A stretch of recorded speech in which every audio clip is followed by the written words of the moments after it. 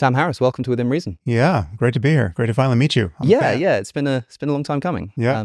Now, a few years ago, or a number of years ago now, on your now deleted Twitter account, you seemed to profess to be able to prove the existence of objective morality using a kitchen stove. Do you still think that's the case? Do you stand by this thread that now doesn't exist anymore? I have it written down here. I thought that maybe we could sort of go through it because you've a couple of times now referred back to it and said, hey, I think this still holds up as a way to prove the existence of objective ethics.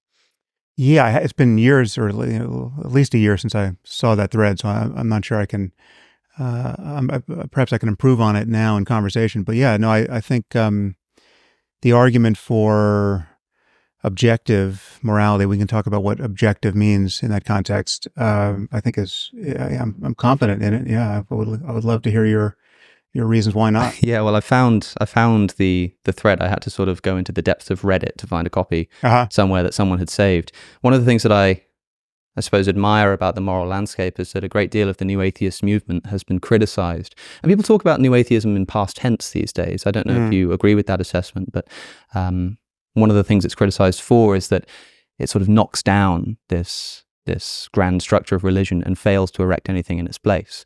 But the moral landscape was at least an attempt to do that. So that's one thing that I like about it. I suppose, do you agree with that assessment of New Atheism? That it's passé, or that it's something of a time gone by?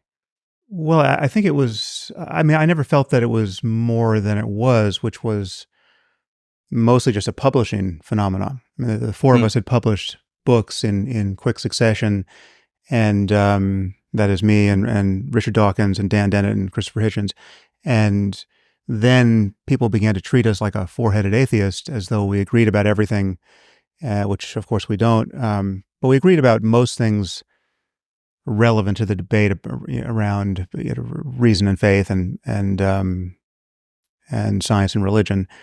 Modulo a few things, a few positive things I would want to put in place of the sort that you just referenced. I mean, an objective construal of morality and value, right and wrong, and good and evil, and also a contemplative life. I mean, I used spirituality in scare quotes in my book, Waking Up, trying to revive that term. I think that was pretty quixotic. I don't tend to use the term spirituality myself anymore, but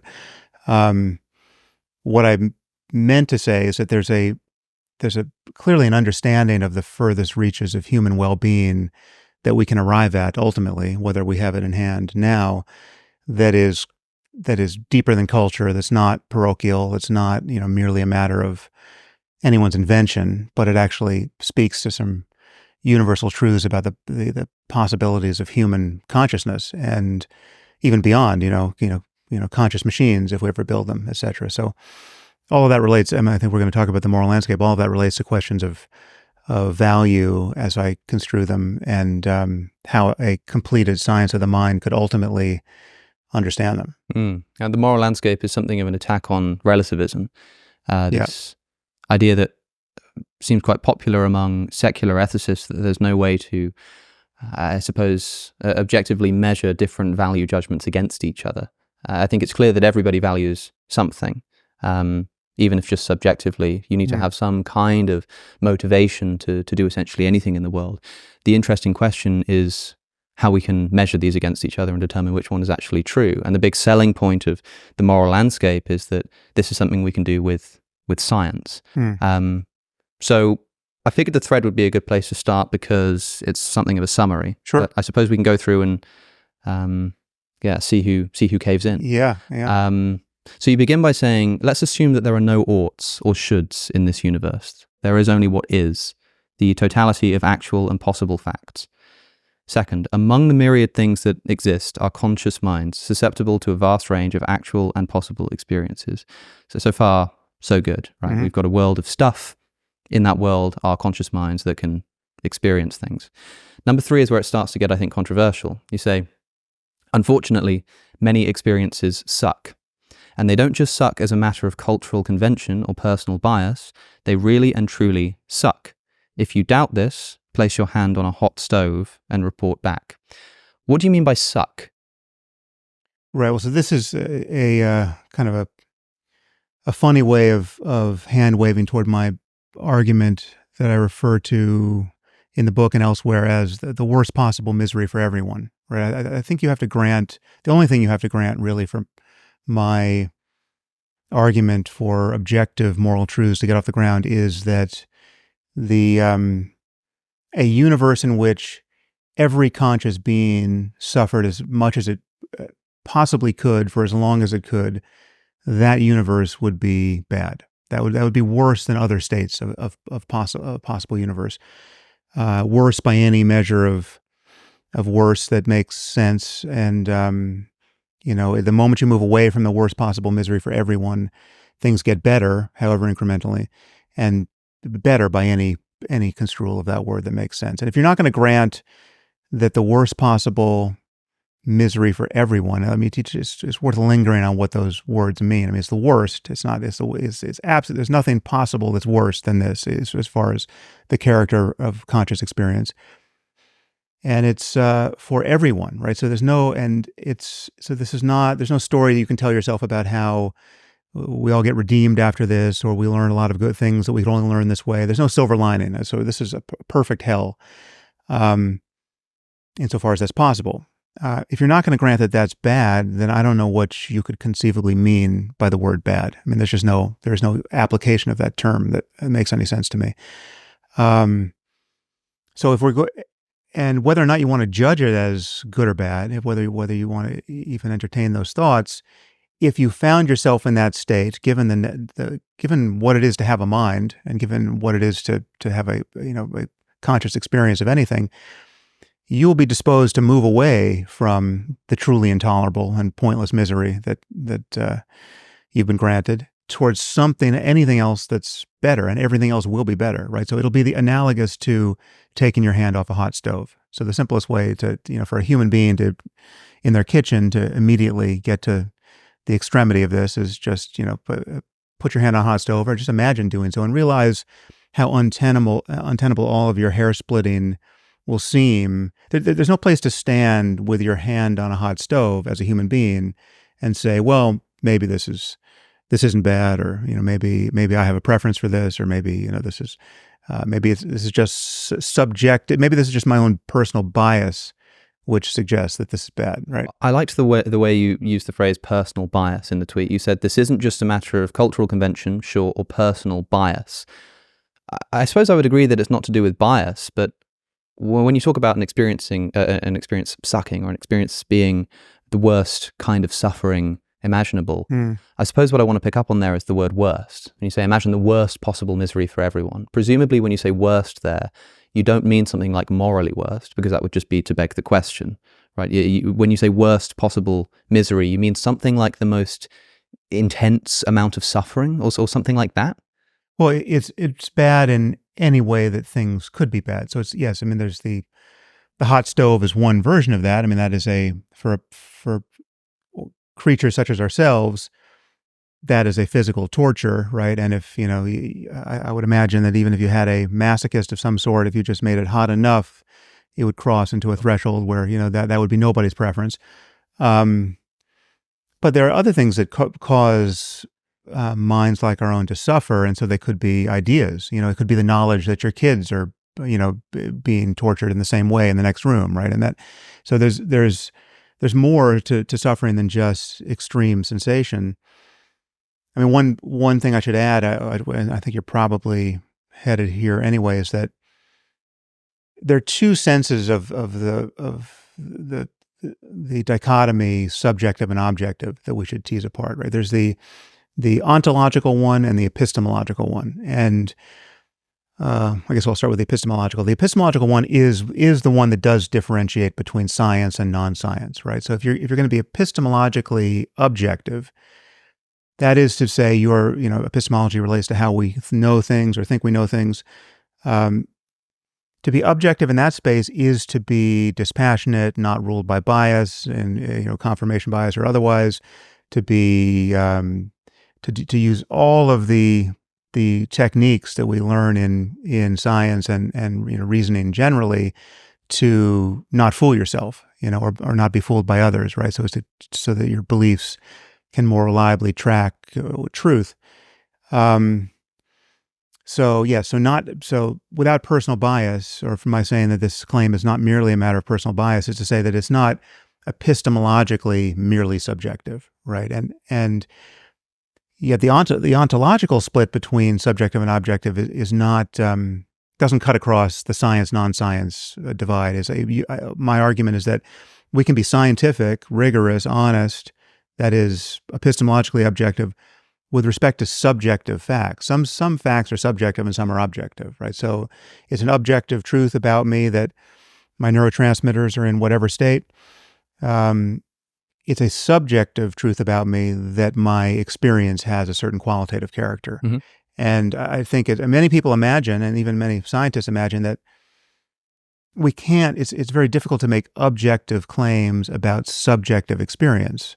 But that's just clearly not true. I mean, we can make an endless number of clearly objective claims about subjective experience, even the subjective experience that we really can't know directly. I mean, the example, I give endless examples here, but we can objectively say that, in his last hour of life, Winston Churchill was not thinking consciously about how much he wishes he could get, Taylor Swift tickets, right? Or he wasn't thinking about string theory, or he was. I mean, there's there's an infinite number of things we know he was not thinking, yeah.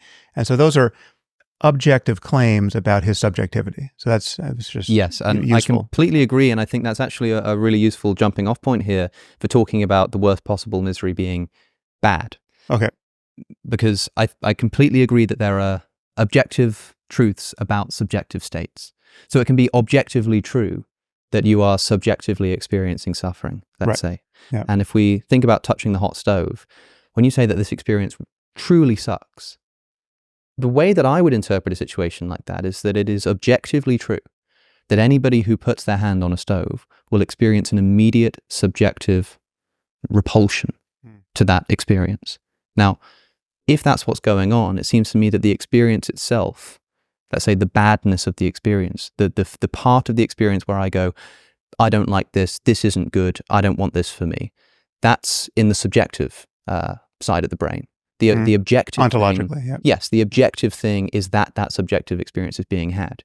And so when we're talking about science determining value, I understand that once you grant that everybody agrees that putting your hand on the stove is bad, everybody agrees that putting the hand on the stove is bad for them at least. Well, once we sort of agree that that's the case, subjectively, that everyone agrees that, there are myriad objective claims that we can make about how to best avoid that kind of situation. That's fine. But I'm imagining a world in which everybody subjectively agrees that the color blue is the best color. I don't know what happens to our brain, some kind of pill that everyone's forced to eat, where if we look at any other color, we're just a bit sort of repulsed by it. We think it's disgusting. Maybe it makes us feel a bit queasy, right? And so everybody just agrees that blue is the best color. In the same way that if two roommates are trying to decide what color to paint a room, and they both just happen to subjectively value blue, you can treat it as if it were the case that blue is objectively the best color. You can know objective facts about what to buy and what not to buy when you go to the paint store, right? That's all fine. But if I were to claim that because we both just instinctively prefer the color blue, and because we can know scientifically on the basis of that what color paint to go and buy at the shop, if I were to then say that I can scientifically establish that blue is the best color, that blue is what we should be going for, I think I'd be making a mistake. Well, so I think if you push the analogy further, I probably don't have a problem with it. So I would acknowledge that there's a boundary, that the boundary between what we might call aesthetics and what we're always tempted to call morality or ethics when things become more important.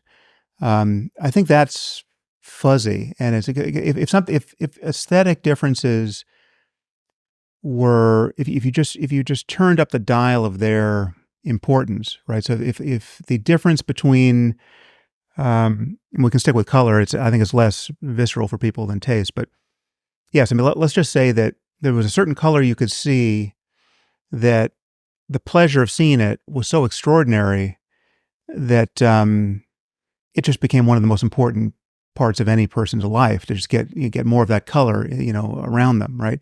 And let's say the color was, somehow resource constrained, right? So that, only rich people could get access to it, say. And let's say certain kids were born with a neurological deficit that didn't allow them to appreciate this color, but there was a surgery for that or drugs they could take for that. Mm-hmm. The moment you dial up the happiness factor with respect to seeing this color, the more it edges into moral and ethical terrain. Whereas, if you deprive someone of this color, well, then you really are, this is a kind of crime against them, right? And we'd want to send you to prison, right? So, I mean, it sounds very far-fetched, but this is analogous to, like, you can imagine a color so rewarding that it would be the obverse of essentially putting your hand on a hot stove. Suffering, it would just become pleasure. In that case, I think that we stop talking in analogy, and we're no longer talking about color as an analogy for pleasure. We're just talking about color as balanced on top of pleasure. We sort of just push the analogy until we're just talking about pleasure again. Mm-hmm. I suppose one way of getting at this is the way that you seem to always phrase this. You did in the tweet later on. You say, if we should do anything in this life, we should avoid what really and truly sucks. Elsewhere, you say, look, if bad means anything, it must mean the worst possible misery for everyone. I think a moment ago you said something to that effect. Yeah. To William Lane Craig, you put it this way: the minimum standard of moral goodness is to avoid the worst possible misery for everyone. If we should do anything in this universe, if we ought do anything, if we have a moral duty to do anything, it's to avoid the worst possible misery for everyone. And of course, this seems intuitively true. The problem I have with this is what I would see as a charge of circularity, because it seems to me that the interesting claim that you're making in the moral landscape is that in a world where people think atheists cannot say that certain things are good and bad, if you're an atheist, there is no thing that is good, there is no thing that is bad, there's just stuff. Right. You're saying, no, we actually can say that certain things are bad. We can do that. And someone says, okay, show me how. And you say something like, well, look, if anything is bad, surely the worst possible misery for everyone is bad. But that first bit, that if anything is bad, seems to me the very thing that you're trying to establish. That's the interesting part. So when you say, if we have any duty in this world, it must be to avoid the worst possible misery for everyone. I could say, but the thing we're trying to establish is if there is any such thing that is dutiful, if there is any such thing as good and bad. Right. Do you see what I'm saying? Yeah. So let's go over this ground again and just notice a few more landmarks.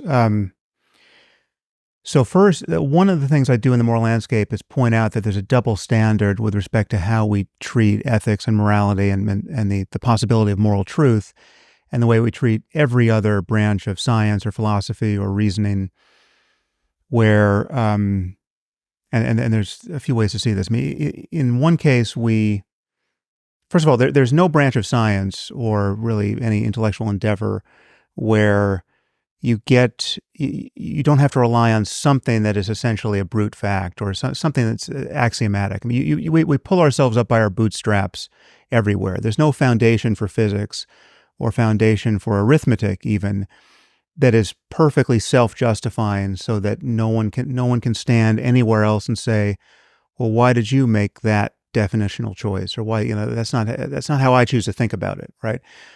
It's just that in physics or math, when someone does that, when they have a massively seditious program, right? When someone says, like when we at the physics conference say, physics for us is our understanding how matter and energy behave in this universe.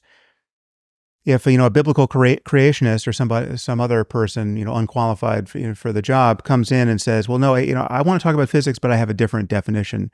And I would ask you to justify your definition. I mean, how did you come to be so interested in matter and energy? Because for physics, for me, it's just whatever conforms to the book of Genesis, et cetera, et cetera. Now, in science, and really everywhere, but on questions of ethics or value, when we meet such opposition, we don't draw any conclusions from it. I mean, we just say, you can do whatever you want, but you're not part of our language game. We're not going to take you seriously. There's no temptation to take you seriously. There's nothing about diversity of opinion, even foundational diversity of opinion in those areas, which suggests to us that there might not be any real ground truth to the whole endeavor, right? There's no physicist who's losing sleep saying, Jesus, I thought, physics was on sound footing, and I thought, my investigation of string theory was, headed somewhere, but this creationist showed up and said he didn't even agree with our construal of physics. So that must mean that there is no such thing as physics, or it's just a cultural convention. We just made it up, So there's a double standard. With moral truth and ethical truth and value-laden truth, we say, oh, you're telling me the Taliban don't think it's wrong to force girls to live in bags, and they don't want them to read, and they'll throw battery acid in their face if they decide to learn to read. And they seem to have this alternate morality. So who are we to say that our colonialist, imperialist, post-Enlightenment morality is better or more true, right? And we happen to like it more. We don't want to behave this way, but we're not. There's no footing there. So that move for me is specious. The other move, which is I think we have to some degree courtesy of Hume, is this idea that there's this radical disjunction between facts and values, that we can't. There's no way to describe how the universe is that can tell you how it ought to be, and so there's no even the totality of facts couldn't tell you what you should do next unless you add one of your merely human passions to the mix, right? Mm. Now, I'm happy to bite the bullet. There's two ways I've addressed that. And it's important to recognize that Hume did not spend a lot of time on that thought. I mean, it's practically marginalia in his work. I mean, it's like about a paragraph and a half or so, if memory serves. So he did not flesh this out, and yet many people take it as a total defeater against the whole project of uniting facts and values. One thing I would point out, there's two ways I've dealt with this. One is, any discussion of facts presupposes a whole host of values that we don't get for free, but we act like we get them for free. So value in logical consistency, value in evidence, value in elegance if you're in a mathematical field, right? Something like Occam's razor is a value, right? And so you presuppose our conversation about what's rational presupposes all sorts of values. And we don't tend to acknowledge it, but if I said to you, listen, I have an amazing theory of, the physical world, it just so happens, it really is amazing. It's better than anything you're going to get from Ed Witten or anyone else, but it's a little self-contradictory. I mean, so it's like you're going to catch me saying some things that contradict the thing I said just before, and it doesn't make any predictions. Right. Okay. So this is a joke. I'm talking nonsense. And yet that just shows you that I'm running roughshod over some values that are presupposed in any conversation about what's true scientifically.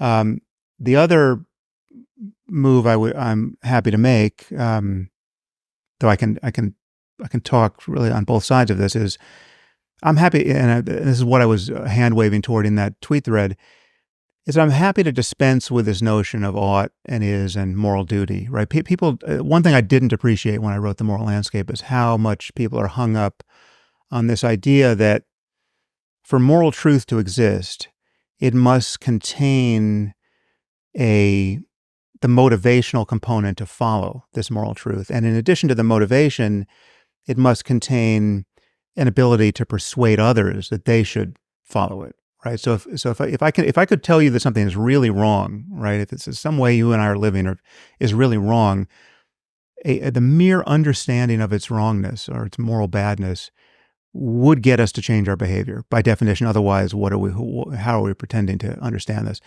And I just think that's a false claim.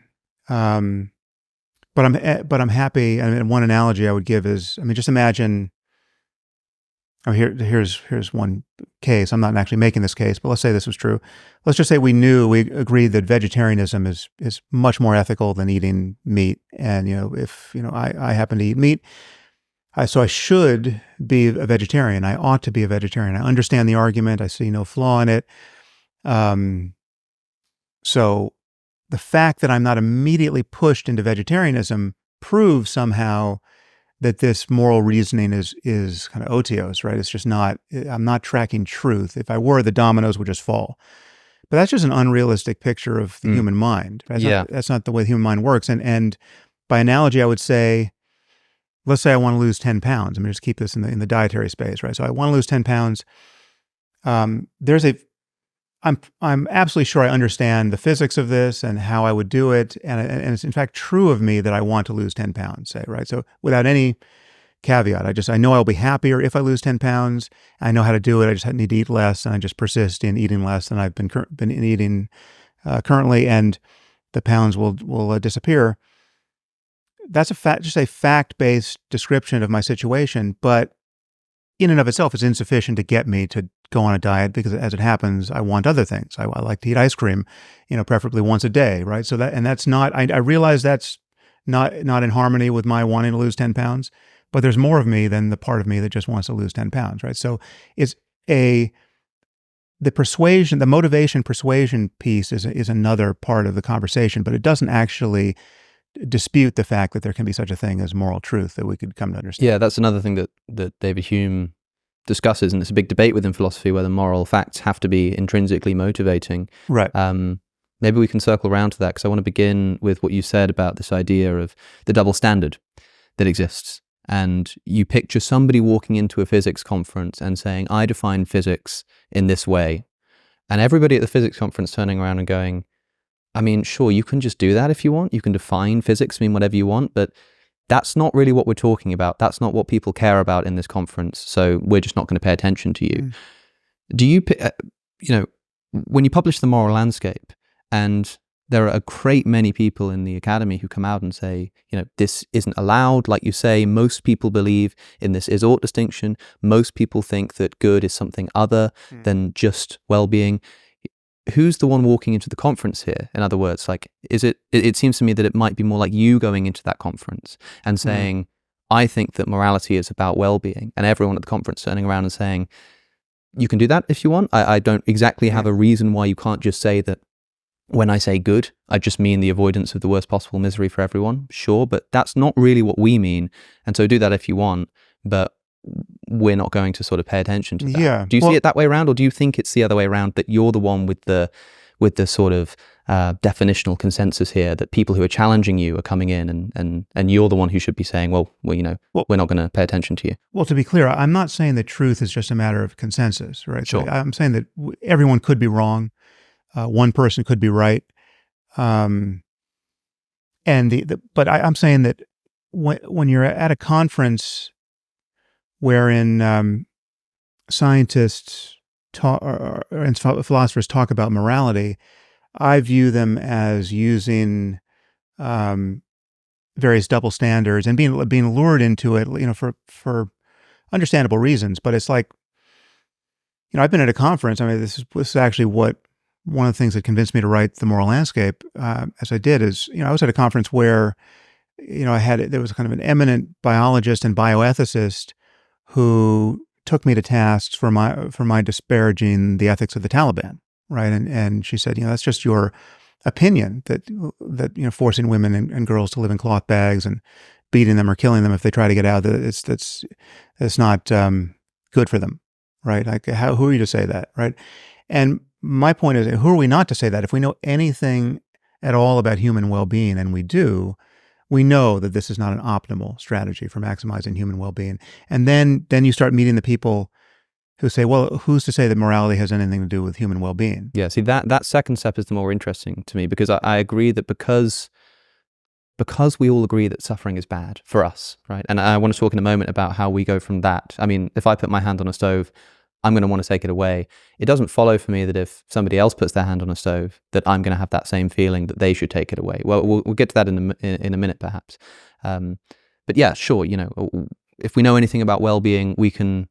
It seems fatuous to say, well, that's just your opinion, man. Who are you to say anything? You might as well be saying the same thing about physics. Sure, but the problem is that physics is a purely descriptive enterprise, right? If you define things in particular ways, you can just sort of make sure everything's internally consistent, make sure that everyone knows how you're using your terms, and all is well.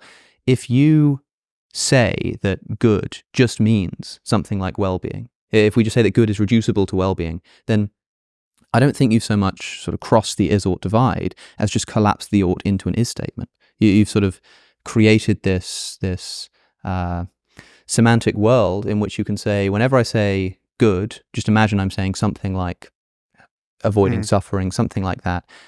I can translate any moral statement now into purely descriptive terms. I can say, it's not good for you to, or it's bad for you to not allow women to vote, and I can just translate that in your terminology as it causes more overall suffering when women can't vote. Now that can be true and false. Cool. Now we can do an investigation. Well, but it seems like we're not talking about ethics anymore. In other words. Well, no. Again, that's why I think so much of our confusion here, and the reason why it's so well subscribed, is that we have this tradition of how we have carved up the pie of the topics intellectually, and the way we have taught ethics, and the way we've demarcated it from science and even from the rest of philosophy, and the way we've internally divided it into, consequentialism and deontology and virtue ethics, right? I think all of these boundaries tend to be misleading, right? And I think we can clean the slate, and we could in a purely descriptive way, which is to some degree where that tweet thread is pointing.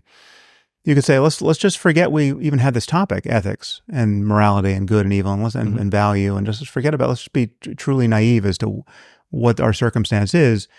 We're clearly in a circumstance where there's a wide range of experience on offer, depending on what kind of mind you have. And a few things are true about this, which are clearly true, and I think clearly give us a realistic picture, a philosophically realistic picture of the space in which we are making various truth claims. One is there are horizons past which we can't see, right? That we've only had certain types of experiences, and our nervous systems only allow for certain types of experiences, and we don't know how we would be able to navigate in the space of all possible experience if we changed our nervous systems, or we changed our minds at the level of ideas, which is also a change to the nervous system, obviously. We don't know what experiences would be on offer if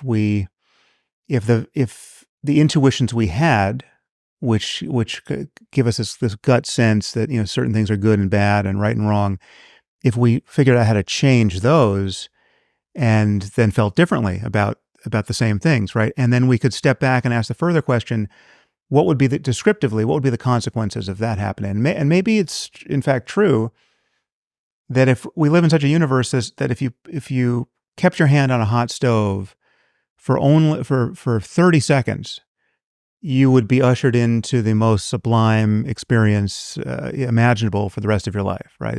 Your life would be a paradise thereafter, right? And yet none of us have discovered that because, at 29 seconds, we all tap out, right?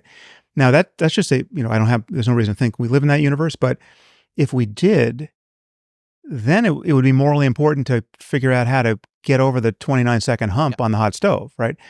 Now, leave aside questions of should and ought and duty and good and evil. Let's just admit that we're in this.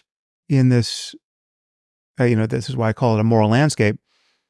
We're in this space of possible experiences that admits of peaks and valleys, high spots and low spots with respect to anything that could possibly seem different from one moment to the next, that is valenced in the domain of, I use well-being as a kind of suitcase term for everything that could possibly have this character, that where something seems to matter, right? So it could matter in the sense that, okay, the pain is getting reduced, it could matter in the sense that we're experiencing beauty and creativity we weren't experiencing a moment before, and we value it.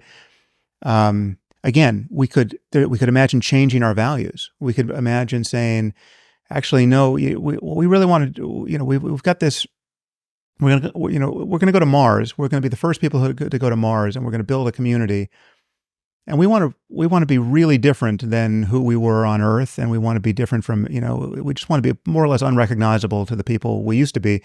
So we're going to we have a completed science of the mind. We're going to change lots of things about ourselves, and we're going to want different things, right? And so we could be, the cartoon version of this, I think I give in the book, is you could imagine an island of, perfectly matched sadists and masochists, right? Who just, I can't imagine sadomasochism actually works this way, but just imagine it did, where you could just have people who were being cruel and being made miserable, but they really were finding this incredibly rewarding because of just the kinds of minds they have. They have this sort of S&M reward function. That's conceptually possible from my point of view. And I'm willing to stipulate it might be unrecognizable to me. It might be even odious to me given my moral intuitions, but it's conceivable we live in a universe where something that strange from my point of view could nevertheless be a peak on another peak on a moral landscape, right? Different from the one I'm attempting to ascend. Sure. Yeah. There's so much to say. I mean, the first is this idea of beginning with getting rid of ought, duty, should. Just forget about that for a minute, right, and let's just look at the world we're in. Suppose we're having a conversation with somebody in that world, right? They're just in this descriptive world. There's no ought, there's no should, there's no duty. And we say to them, look, notice what happens when you put your hand on a hot stove. And this person puts their hand on the stove and they pull it away. And you say, see, you didn't like that, did you? And they go, no, I really didn't like that. That really hurt. And you say, so you value, not having your hand hurt in that way. And they were like, yeah, so I suppose I do. I mean, I put my hand on and it just happens. And I then say to them this statement. So look, if we should do anything in this life, and they go, hold on, what do you mean should? What is that? What are you talking about? I say, okay, if we should do anything, it should be, avoiding those kind of circumstances. And they just say to you, right, we're in this world where should doesn't exist. What are you talking about there? I don't think we should draw much of anything from this failure of persuasion, because again, it is like the creationists at the physics conference. But well, it's not so much I see what you're saying there, but what I mean to say is I'm trying to get out what you actually mean in that phrase when you say if we should do anything. What do you mean by that word? I'm saying the universe would be better, all things considered. So let's just say we couldn't. Let's say we all have enough brain damage on this point where the sense of should is just something we can never seem to justify, and we're all kind of radically selfish. Whereas even if I can tell you that you would be better off not having your hand on a hot stove, I can't get you to care that anyone else not burn, say. Well, certain things follow. One is given what it is to have a human mind and human relationships, given how social we are, given what, given certain positive states of mind that are on offer, like love and compassion, you'll see this person unable to have certain experiences that we also recognize are sources of happiness, even our primary sources of happiness, right? So they're going to be cognitively and emotionally closed to really loving their kids if they can't figure out how the universe is better, or to care that it be better not having their kids tortured, right? If they only care about their torture, they're limited in their consequences to that limitation. When you say the word better there, because I asked, what do you mean by should? And you said something like that the world would be better. What do you mean by better? In precisely the same way that it's better for them, in the way that they acknowledge that their hand's not going to be on the hot stove. It's better for their kids not to be tortured in the same way, even if just viewed from above, not a personal view, just viewed in the totality of things. I suppose my problem is, if that is the case, then in the same way that you can essentially just translate words like good into, talking about well-being, I can do the same thing in the opposite direction and translate words like value into things like preference. So if I say something like, look, you put that hand on that stove and you take it away, all that tells me is that I prefer it not to be that way. And I could say that I can convince this person that the world would be better if not. And what do you mean by better? Well, I mean better in the same way that you take your hand away. That is, you would prefer it to be that way. Yeah, or someone else would prefer it, yeah. And that's fine, but now it seems like what we're doing is if that is the language that we use, we're saying that the world would be better. This is a good thing to do. Just means this would be a way that people prefer it.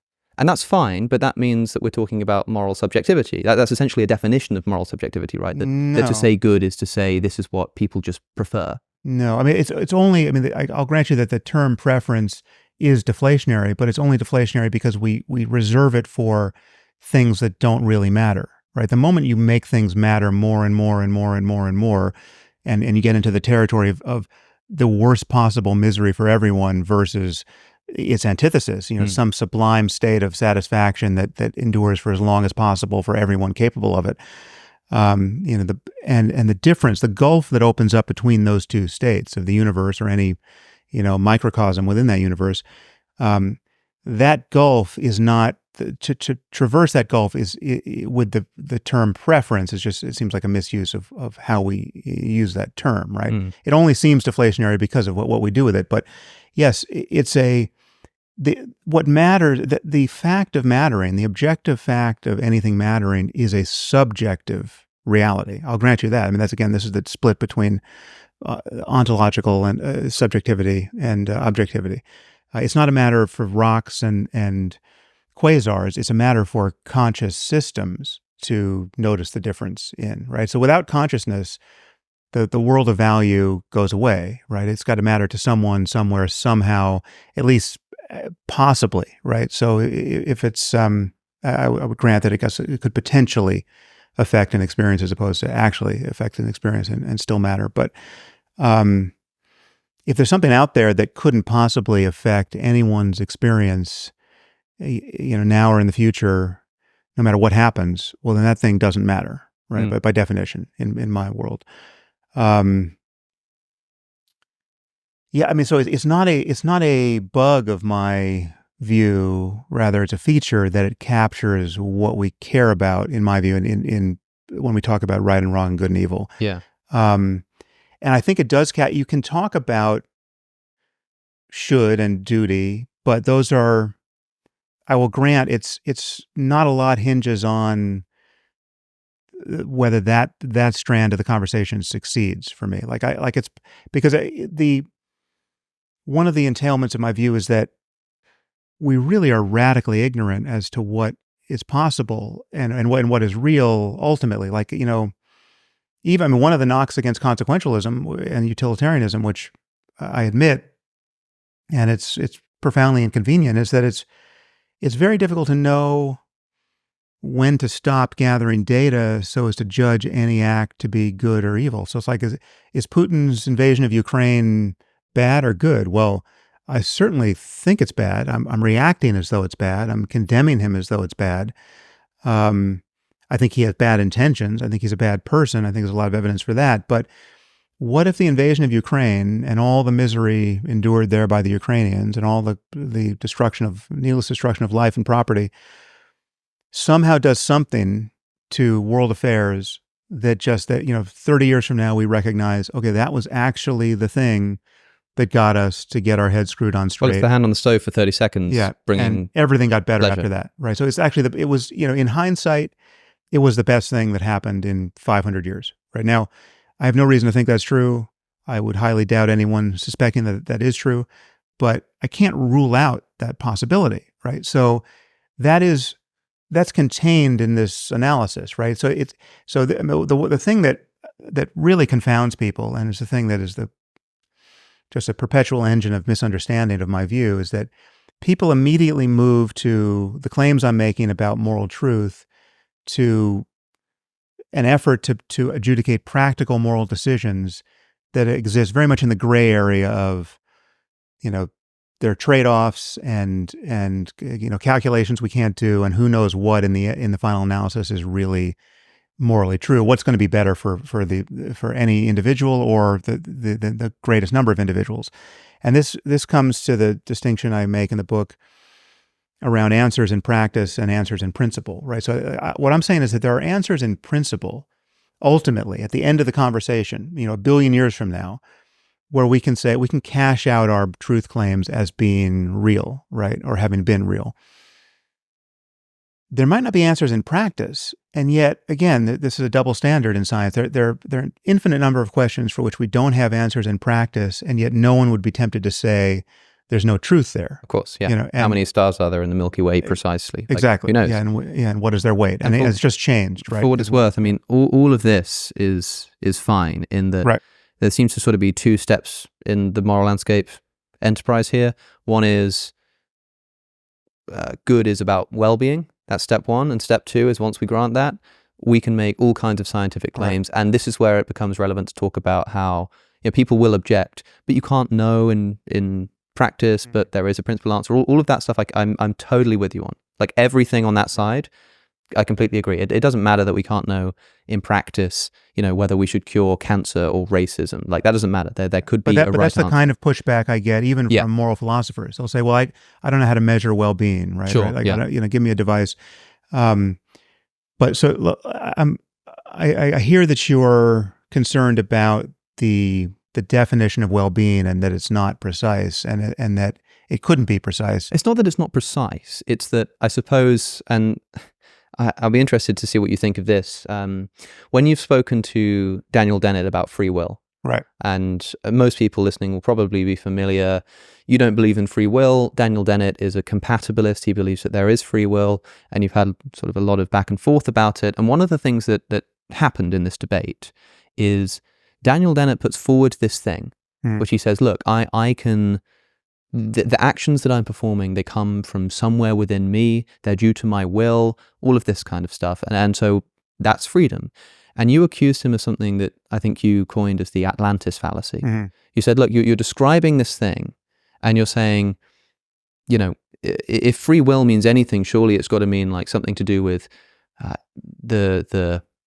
the action not being inhibited by exterior forces, it coming from somewhere in my brain, this kind of stuff. And because it fulfills all of those criteria, it's free will. And you say, this is a bit like saying, you're trying to prove the existence of Atlantis.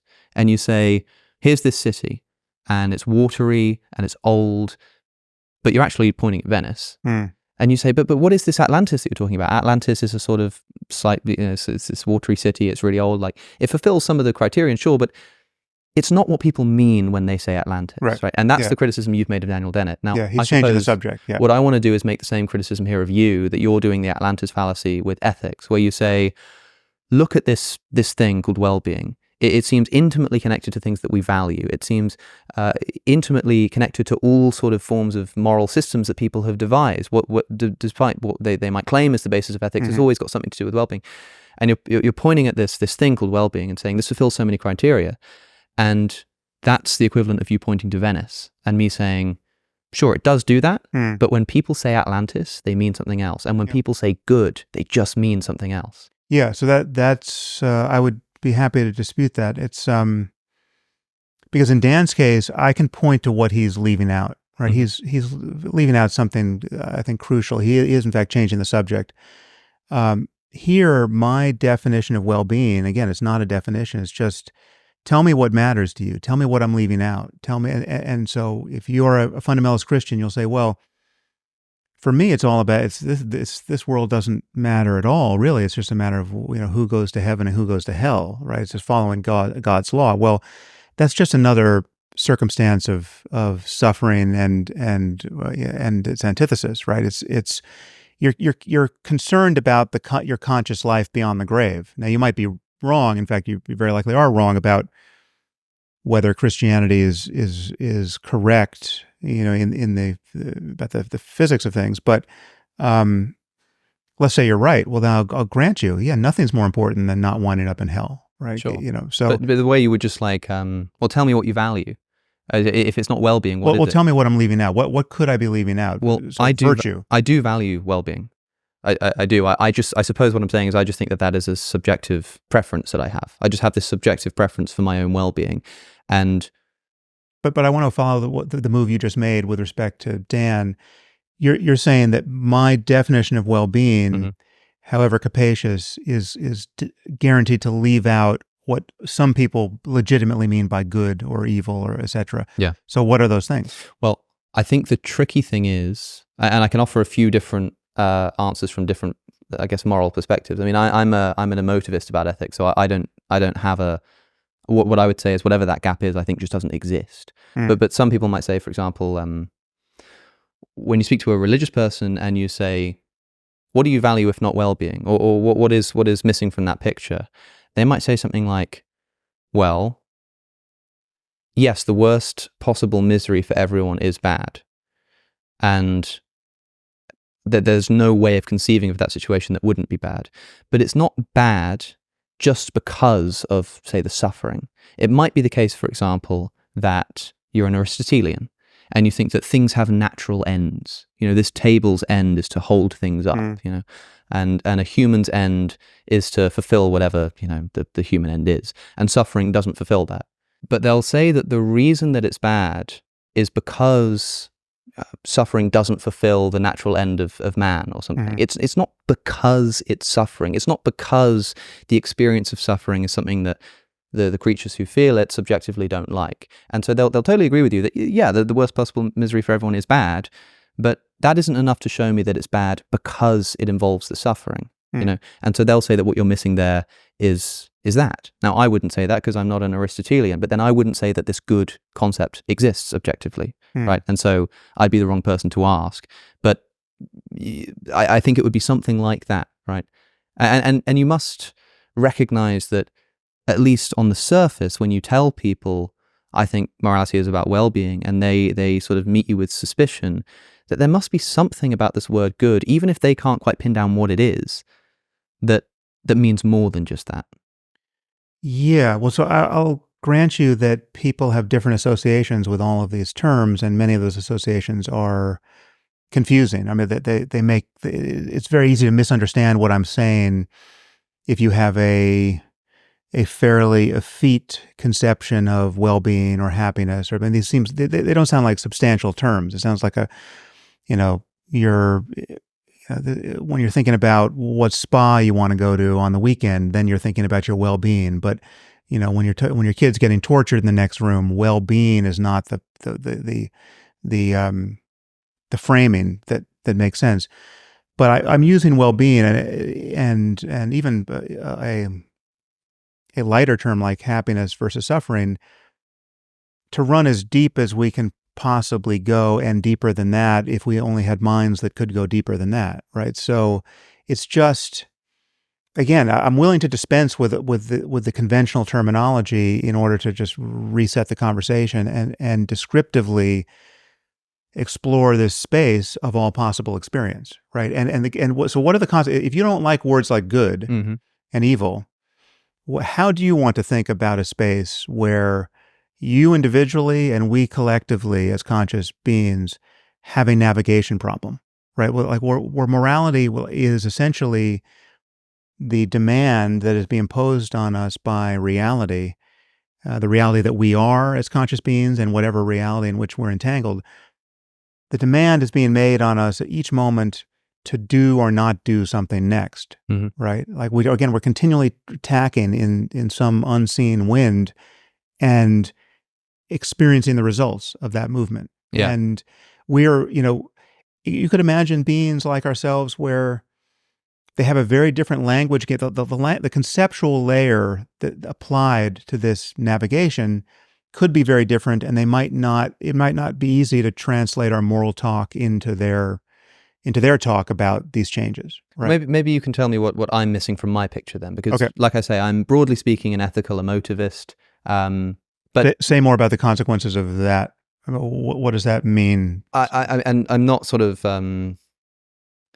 don't know, I always like to be a little bit agnostic about these things, open to change and all that, but I'm broadly attracted to this view that when we make ethical statements or pronouncements, we're essentially just expressing emotions at each other. And so when I say that murder is wrong, I'm sort of expressing some kind of distaste, or I'm expressing something akin to saying, don't do that, which is just like a command. It doesn't have any truth value. It's not even subjectively true or false. It's just like a command or an expression. And so if that's the case, then this sort of ethical talk is completely different to the picture that you're painting. And so, no, not really. I can translate some of that into the picture I'm painting, because again, it sounds like to say that it's just a statement about the way we feel or might feel. Well, it's not. To be clear, it's not a statement about how we feel. It is the expression of the feeling. So the mistake that's often made with emotivism is when I say murder is wrong, I'm not saying something like I don't like murder or I feel bad towards murder, because that can be true and false. As we were discussing earlier, it can be true that I don't like murder. It's the expression of the dislike to the murder. So Aya famously has it as just going, boo, murder. That's not something that has any kind of truth value. And boo doesn't, but you're granting that it is possible to not like murder, and that could be an objective state of a subjective system. Yeah, that's right? that's no problem at all. Yeah. Sure. Okay. And so I find myself in a world where I put my hand on a hot stove, and when I do, I go, I don't like that. And it's objectively true that I don't like that. Cool. And so I look around the world, and there are certain experiences that are going to make me suffer and some that are not. And so I pick the ones that don't make me suffer because I prefer them. And like, that's it, man. That's the story. Okay, let's build from there. So that's you as the emotivist, picking and choosing in the space of possible experience. Would you grant that there are experiences you haven't had and you don't know what you're missing? Yes, in terms of what I would, if experiencing those, subjectively enjoy. Sure. Right. So, and it might be, there are circumstances where, or there are experiences that are available to people and, other conscious minds, but they're not available to you given how you are, right? So you might not have the talent required to get there, or the genes required to get you there. Or absolutely. Yeah, no problem with that. Okay, so the landscape of possible experience extends what you currently know or even can know, right? And that's true of every person like you. And then now we're saying boo at each other in that context. And this landscape we're talking about is a landscape of experiences, either possible or actual, which if I were to experience them, I would go, yay. I'd go, yeah, sure, great. But the yay, the thumbs up and thumbs down can be increasingly strident, right? I mean, like there are experiences that are so good. Absolutely. That you'll have the experience of everything that's happened up to me, up to this moment in my life, it was comparatively worthless compared to this experience that I'm now having. Sure. Right? And obviously the opposite is the case. So what do you make of the fact that these experiences exist, right? And they're radically different, and that there are right and wrong answers with respect to how to get from one to the other. It's not, you don't randomly get just hurled toward one or the other. Sure. There are, at every level that we can understand ourselves scientifically, from the genome on up, so genetics and neuroscience and psychology and sociology, if that were actually a science, economic systems, everything, every contribution to a possible change in the character of our experience can be more or less well understood. Absolutely. Rationally. Yeah, no problem with that either. Okay. So all those converging lines of fact-based discussion can be brought to bear on this navigation problem. Yeah. Right. So because I've got this subjective preference to reach this peak, I can use all of the scientific resources available to me to go and reach that peak. Okay. Now, what if we just add one other element to this, which is you've got your preference weights such as they are now. You got the factory settings, but you didn't pick your parents, you didn't pick your genes, you didn't pick the factory, you didn't pick your culture and the world into which you were born, and you've been tuned up by forces beyond your control. Yep. Now we have something like a completed science of the mind, and you can actually change your preferences. Okay. Right. And there's this additional question of whether you should do that, whether that would be a good thing to do, but good as measured by what? Well, in my universe, we don't have terms like good yet. That hasn't entered into the picture. So you'll just say boo differently if we change those weights, right? So let's say like somebody offers me the opportunity to take a pill, and let's say that in this world I don't really like music that much. Right. So I don't really care for it, whatever. And I can take a pill that's suddenly going to turn me into this great music lover where I'm going to experience this brand new joy. And although right now my preference isn't to enjoy music, so it doesn't seem to matter to me, I can change my preferences so that now this new pleasure opens up to me and I can experience it. What would I do? I'd look at that pill and I'd go, yeah, sounds great, awesome. And I'd take the pill just because I would prefer to have that preference. It's a second order preference, right? But there's still no space here into which has entered a concept of like moral prescription, of goodness, of ought. I'm still just in this world where there are experiences I prefer, and I use my scientific analysis of the world to achieve those. And when something comes along that allows me to really radically improve that feeling of subjective preference, hell yeah, use all the science you can get to give me those pills. Right. But still no moral judgments here, right? Well, there are potentially, but they might not be necessary. I mean, like, as long as you're going to concede that you might not know what you're missing, if you might not know how good life could be if you only made certain changes to yourself or to your thinking or to your culture, right? So we have a bunch of people like you who just don't want to talk about shoulds and oughts, right? And they never do. They just occasionally they say boo, but they don't think anything really hangs on it. And then if it could be an empirical fact about you and your or people like you, that you're cognitively and emotionally and culturally and civilizationally closed to certain outcomes, which are available the moment you begin to play a little bit differently. I'm not sure why those would be correlated, because like this idea that, there are experiences that are available to me that I don't even know what I'm missing, that doesn't require me to believe in any concept of morality. Because if you said to me, I'm still just on the so again, I'm bracketing morality, the judgmental valence of that term for the purpose of this part of the conversation. I'm just saying that there's descriptively we're in the descriptive still value laden landscape of this feels much, much better than this over here, which I never want to taste or touch again, right? Crucially, just for clarity, I would say, in my view here, this is subjective value. These are subjectively valued. These are objective facts about conscious systems. Objective facts about how to best achieve what one subjectively values.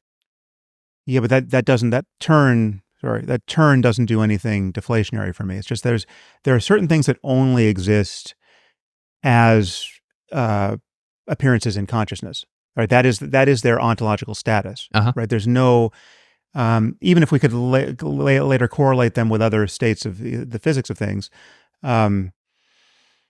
it's just, you can't conceptually reduce them. You can't be, there's no, the there is as conscious experiences, right? And I would say consciousness itself is one of those things. It's just that the only evidence for consciousness in this universe is as consciousness. Right, it's like there's no evidence in a brain that consciousness is a thing, right? Okay. So is there something from this picture that we've been painting so far, where I've started in a world? I don't know why I'm imagining like I'm on some desert island, like we're starting from scratch, like the opening Minecraft game or something. I'm just here in this world, and there are things I prefer and things that I don't, and I start to learn scientifically through observation which things are going to get me what I want and which things aren't. So I start acting in accordance. Then we all get together, and because it's going to be good for me if I work with this person, we work together and we start developing maybe this pill, and then somebody comes over on a boat and says, hey, there's this great thing that you don't even know that you're missing, give it a go. And I'm so open-minded that I'm like, yeah, sounds awesome. And the pleasures are just increasing and increasing all the time. And again, like, the end, end scene, story's over. That's the picture for me. Right. What, because if it is the case that there are in fact moral values in the world, like there is this thing called objective moral truth. The picture I've just painted, as far as I can see, doesn't contain it. So I what's think it does. wrong about that picture? Where's it gone wrong? No, the more we fill in the blank spots in that picture, the more I think we get everything we could conceivably want by any talk about right and wrong, good and evil. So I mean, just give yourself a desert island and maybe add another person. So you're Adam and Eve, right? And you're building the world anew, and then the question is again, there's just two of you, and you have a navigation problem even there, right? And you would even have a navigation problem alone, but let's make it a little more complex. So there's two of you, and now the question is, how can you live so as to maximize everything that would be rewarding, good, yum, I want more of that. Yeah. Well, that is what they would in fact be doing, but there would be no. Okay, but again, the crucial thing to admit is that there are right and wrong answers. That there are very real and very different possibilities in the space of all possible experience that can be actualized. There's some they couldn't possibly get to in a normal human lifespan because two people is just not enough to get you those things, right? But there's a range of right and more wrong answers open to them as to how to maximize what I'm calling their well-being, right? And the first answer is, they could both pick up large rocks and start smashing each other in the face, right? Now, that would be a bad answer to this. It's a possible answer. It will give them some immediate feedback as to what life is like when you do that. Be the wrong way to get there. Wrong way. And it just closes the door to other kinds of collaboration that we know are going to be objectively better. If better means navigating away from the worst possible misery for everyone and towards something, or in your emotivist terms, fewer booze and more yums, the character of experience will change, and will change by virtue of whatever laws of nature underwrite the character of conscious experience, right? And That's right. Again, we can understand those laws at every level that we attempt to understand anything, from genetics on up. Right? It sounds to me like, Adam and Eve in that world, the color example comes to mind again, and maybe I'm missing something as to why this isn't a challenge, but they just are looking around the Garden of Eden, and they just discover that yellow just is really nice. They just like it. And so then they discover that there are all of these scientific ways to figure out how to get more yellow. They figure out like botany. They figure out that you can plant particular plants and we'll get more yellow in the world. Like, great, but this seems to me just two Homo sapiens acting in accordance with their preferences. If somebody tried to import moral terms into this botany of planting flowers because they're yellow and we prefer yellow, I'd say that's a bit strange. And then that person could go on this incredible and intricate demonstration of the surprising and incredible ways that science can inform us about how we can enjoy colors in ways that we never even imagined. Like there's so much more to it than we even really considered. Yeah. But I would then say, yeah, sure, that's great, but what's this morality thing that you're talking about in accord? I mean, again, talking to the Adam and Eve character here, they're like, no, I just like these flowers. Well, what do you mean morality? What is this thing that you're talking about? Yeah, but the only place where we're tempted to kind of turn up the volume of our sort of discursive insistence and use really judgmental terms like good and evil, or right and wrong, is when the difference between the preference, when the preferences are beginning to track something that matters more and more and more, and it such that it eclipses a concern about anything else, right? And that's why the hot stove is like, when your hand is on a hot stove, you really can't care about anything else, right? I mean, that's if you can care about something else, then it's not hot enough, right? And so it only becomes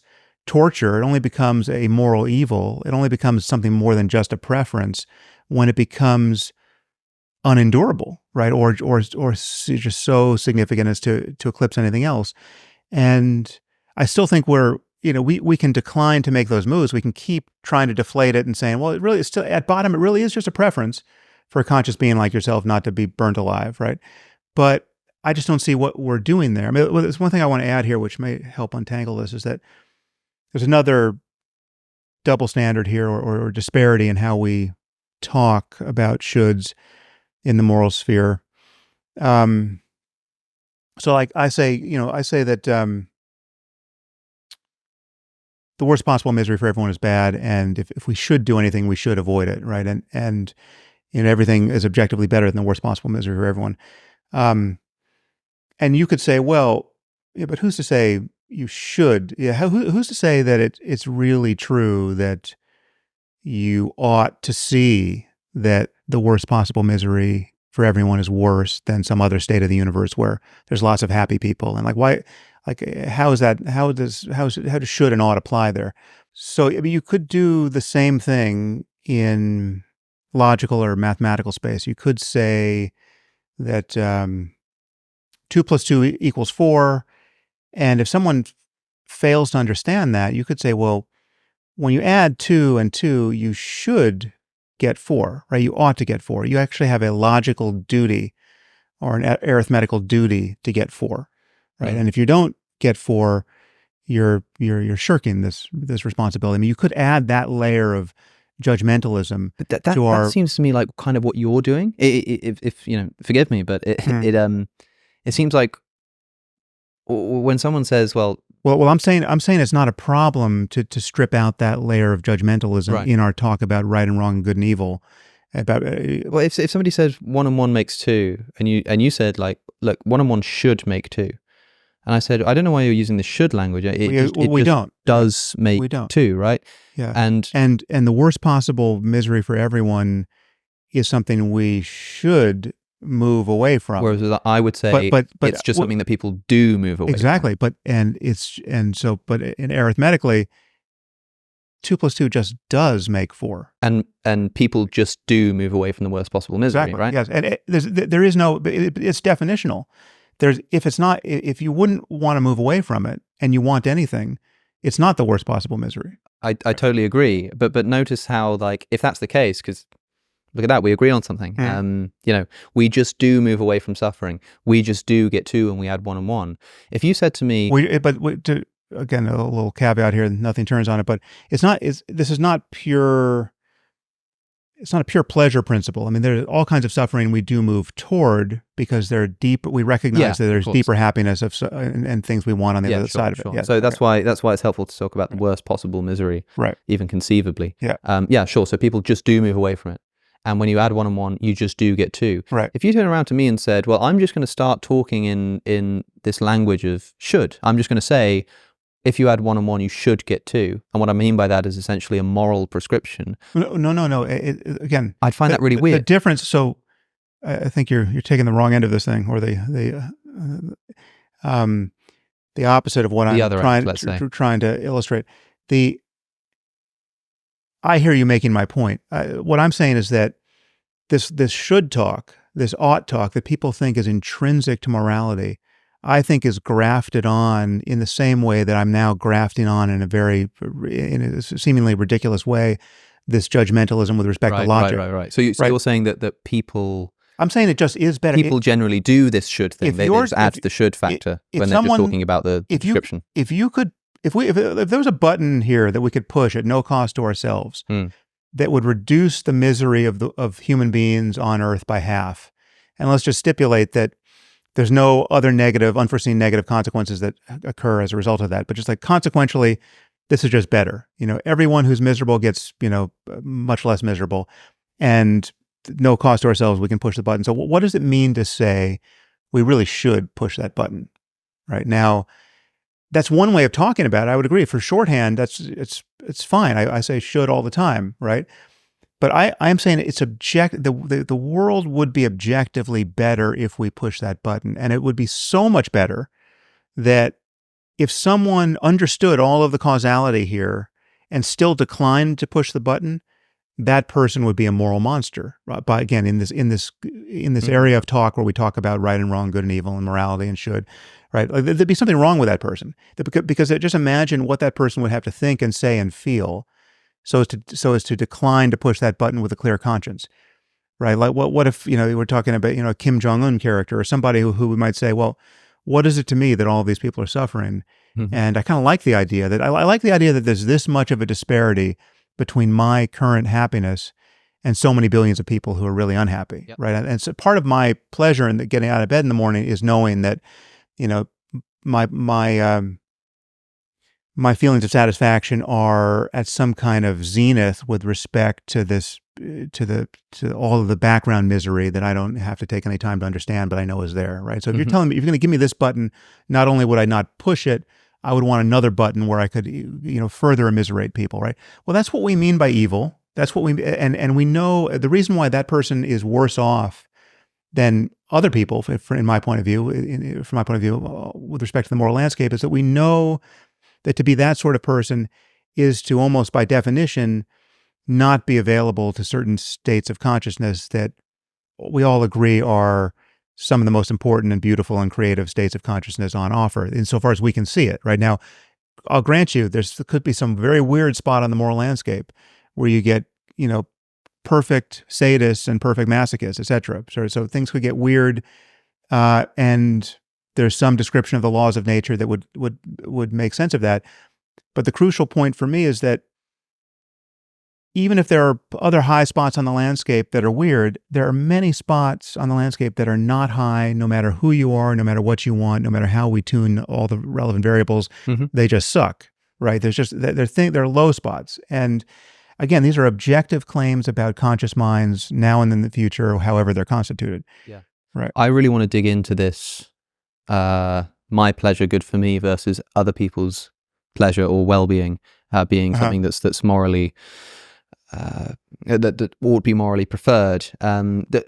Just before moving on to that, I want to say that it sounds to me, just to wrap this section up, because it's weird. I think we almost agree in that, me being an emotivist and just thinking that all there essentially is people's preferences and people acting in accordance with them. It almost sounds like you agree with me, and this whole thing about tacking on the should.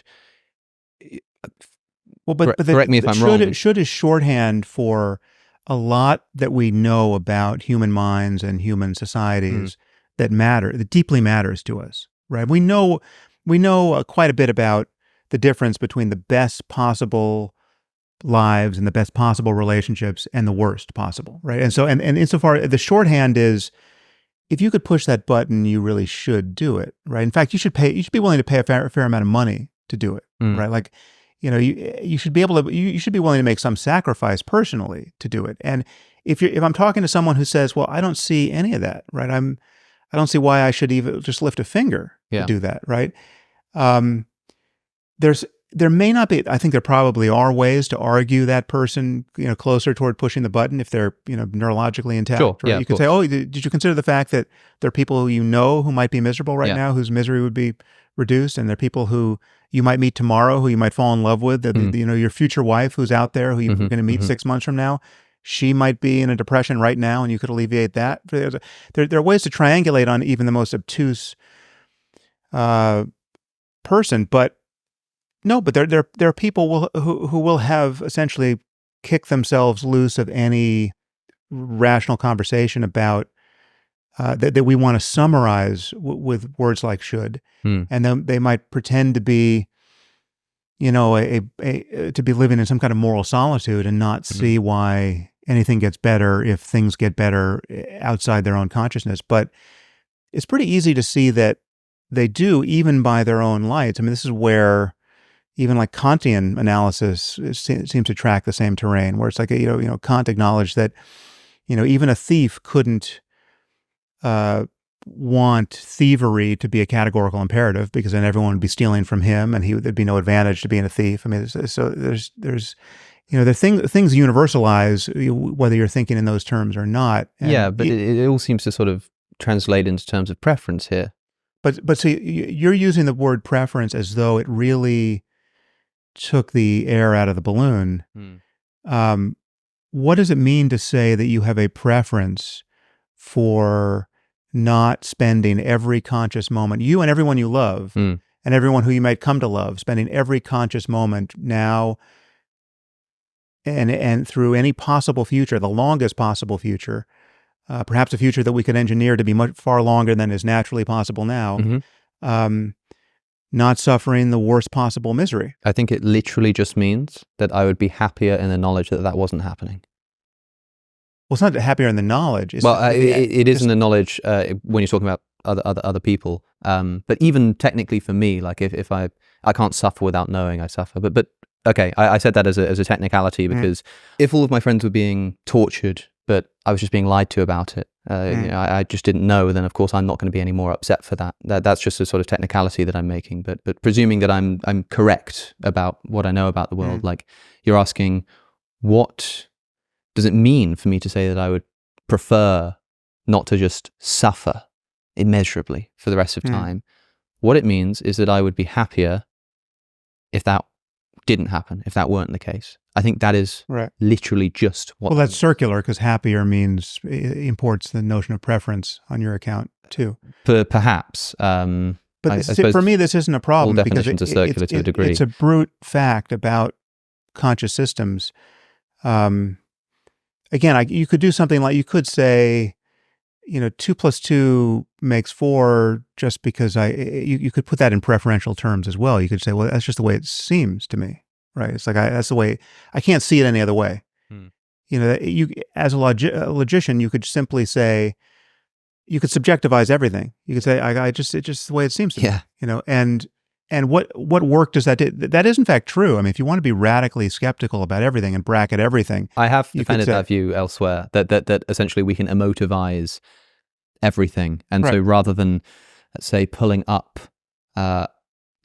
subjective ethics into the realm of objectivity, we just pull the realm of objectivity down to the subjective realm that most people put ethics in. I mean, is that something like what you're doing then? Just saying? Well, I'm just saying they're on all fours. Yeah, sure. Because first of all, everything is happening in and as consciousness, right? I mean, there's no consciousness, on my account, is the one thing in this universe that can't be an illusion, right? I mean, because to say that it might be an illusion is to invoke consciousness just as fully as any veridical impression does. I mean, like to say that this is all hallucination is only the way things seem. Well, it's the fact of seeming.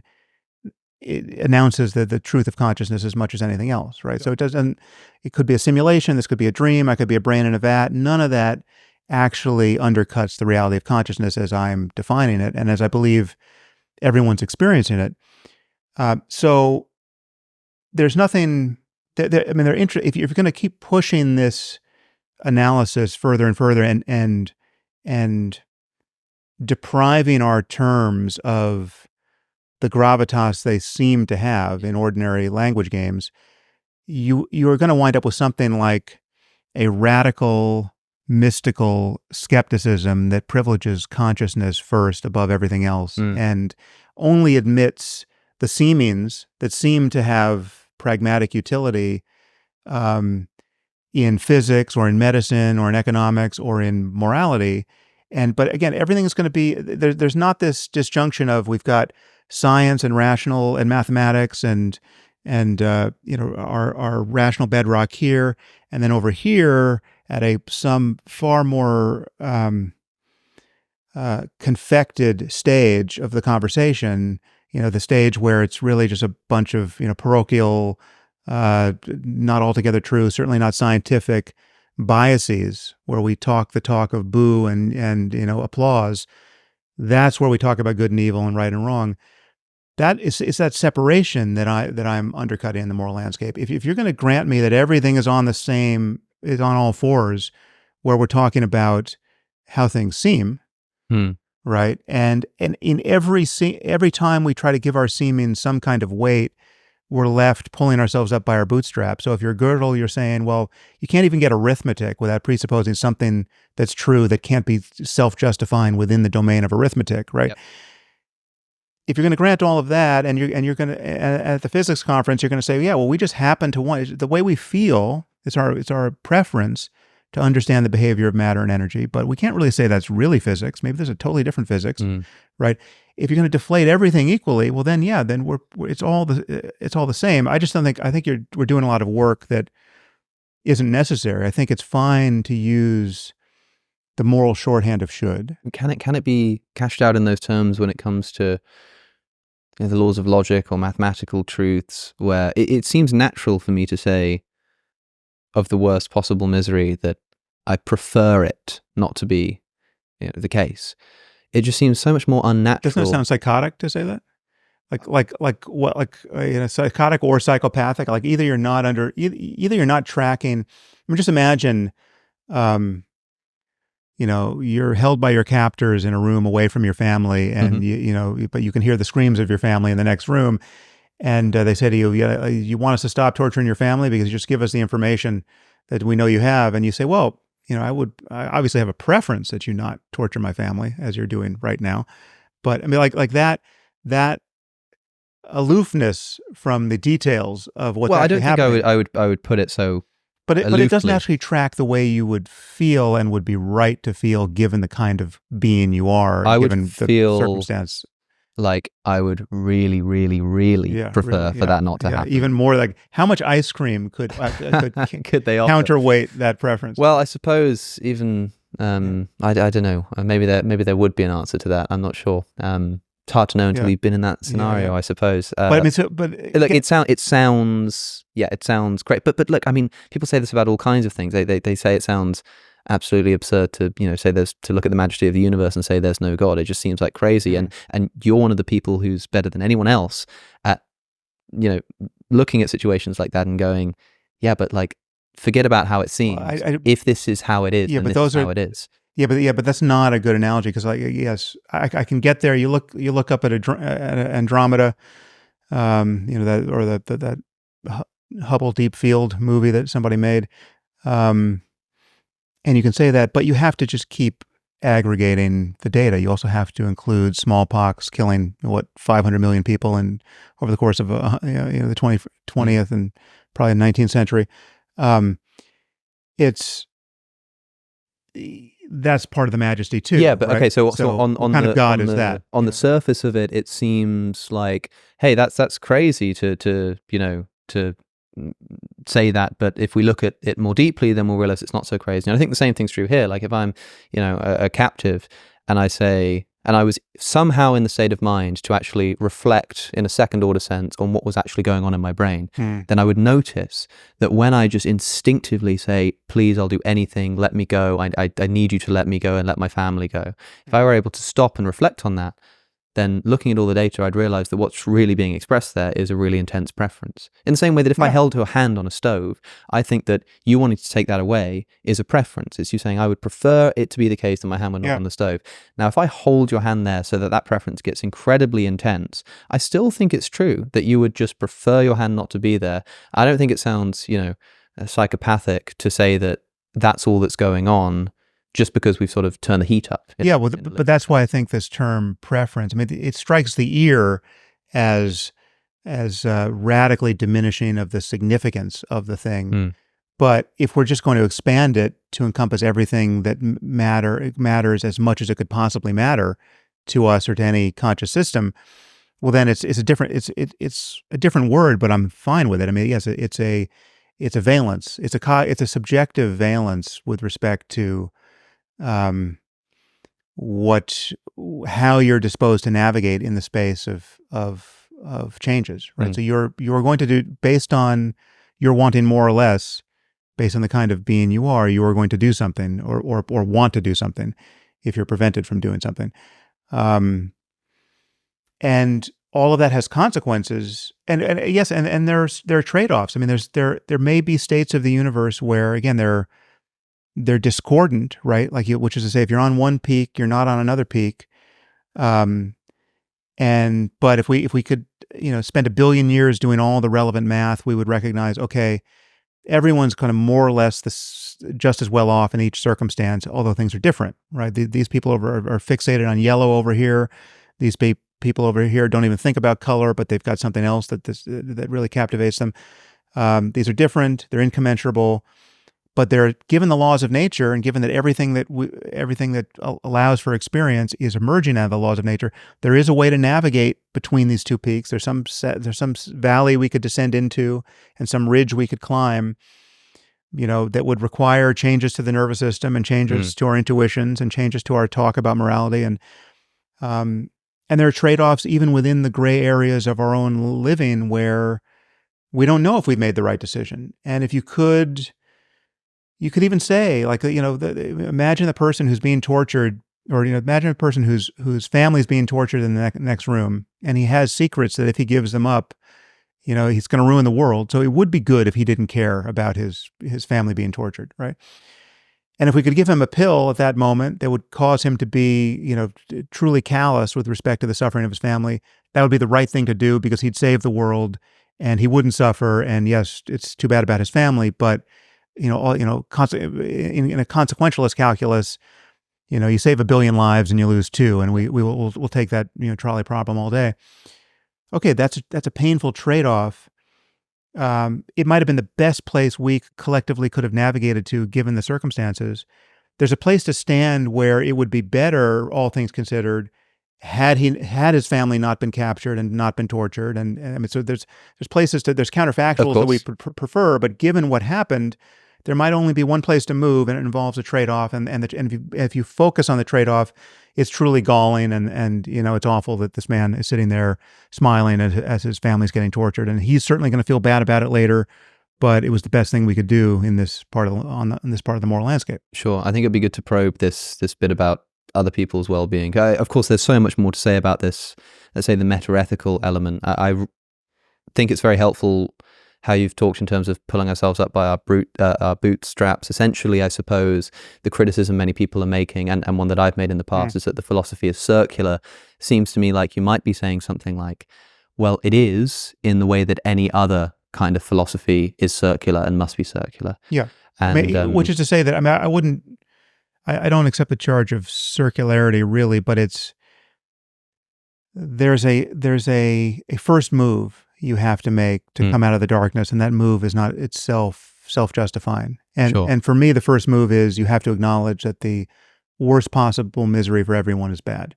Well, and that anything else would be better.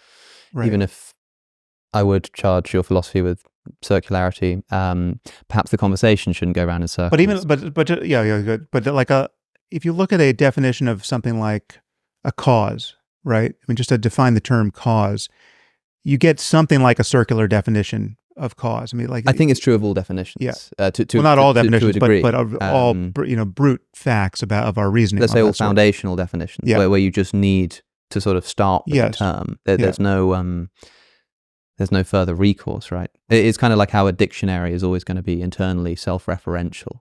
If you try to, every word in the dictionary is defined with other words, and so if you kept sort of looking at, if you looked at the definition of table, and within that definition, you took one of the words in the definition and looked for the definition of that, and looked for the definition of that, you'd end up just going around in a circle. Yeah. Or you would just have to start somewhere that's essentially self-justifying. Yeah. But yes, to avoid too much. But I don't want to, I'm happy to move on, but I'll add one more piece here for people to think about, which is I think there are things we can pretend to think and even convince ourselves that we are thinking, but I don't in fact think we are thinking those thoughts all the way through, right? And this is one of the, for someone to say that maybe the worst possible misery for everyone isn't really bad, right? Or maybe it really doesn't matter, or who's to say? I think that you can pretend to think that. You can make the mouth noises. You can even silently, with the voice of your mind, rehearse those sentences. But you're not actually thinking that. In the same way that you're not thinking, if you pretend to think the thought that all squares are really round, right? You can say those words. Yeah. But you're not really. It's not really tracking the semantics. I think that's true sometimes. Yeah. I mean, it rings a little bit to me like when Jordan Peterson says, I know you say you're an atheist, but I mean, you can say that, you can make those mouth movements, but you're not really an atheist. If you look at the way you actually behave and what you value and what you do, you're not really an atheist. Yeah, and there's a sense in which you kind of get what he's saying. I would disagree that's, no, I mean, I think that's just patently specious. But if you agree that when you seem to think that maybe all squares are round, right? Or I'm pretty sure all squares really are round. Yeah. Right? There's something you're only pretending to be doing there. It's not a normal thought. It's not the same thing as 2 + 2 = 4, or we're really sitting here next to a table. You said asking if the worst misery for everyone is really bad is... Because there is no other place to stand to mean anything else by bad. And if you're going to say, well, I don't want to mean anything by bad, right?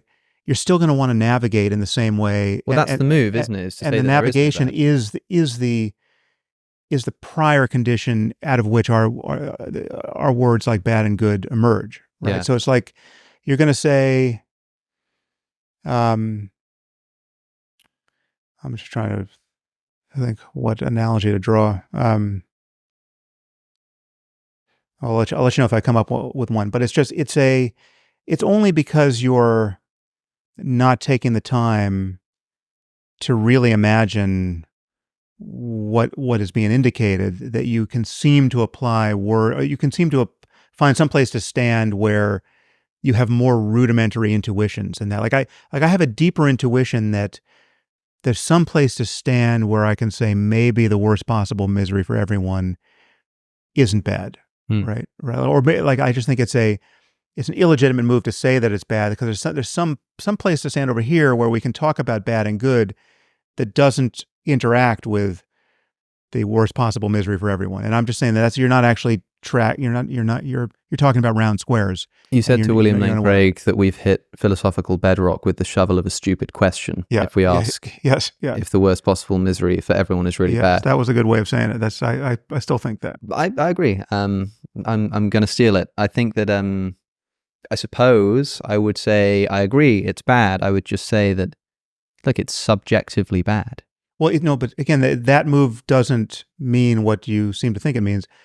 It's all subjective ontologically. It's not subjective epistemologically. Like, so we can have a realist conception, but it's not deflationary to say it's subjectively bad. But aren't people, when they're talking about objective ethics, interested in an ontologically objective ethics? No, they're very often condemning the whole enterprise as epistemologically subjective, right? So you have, this is like when I'm at a conference and I say something disparaging about the Taliban's ethics, and some overeducated person comes up to me and says, "But that's just your opinion, right? Who are you to say that veiling women is bad, really bad? That's just, this is an old culture. It's an alternative that you're not in a position to judge, right?"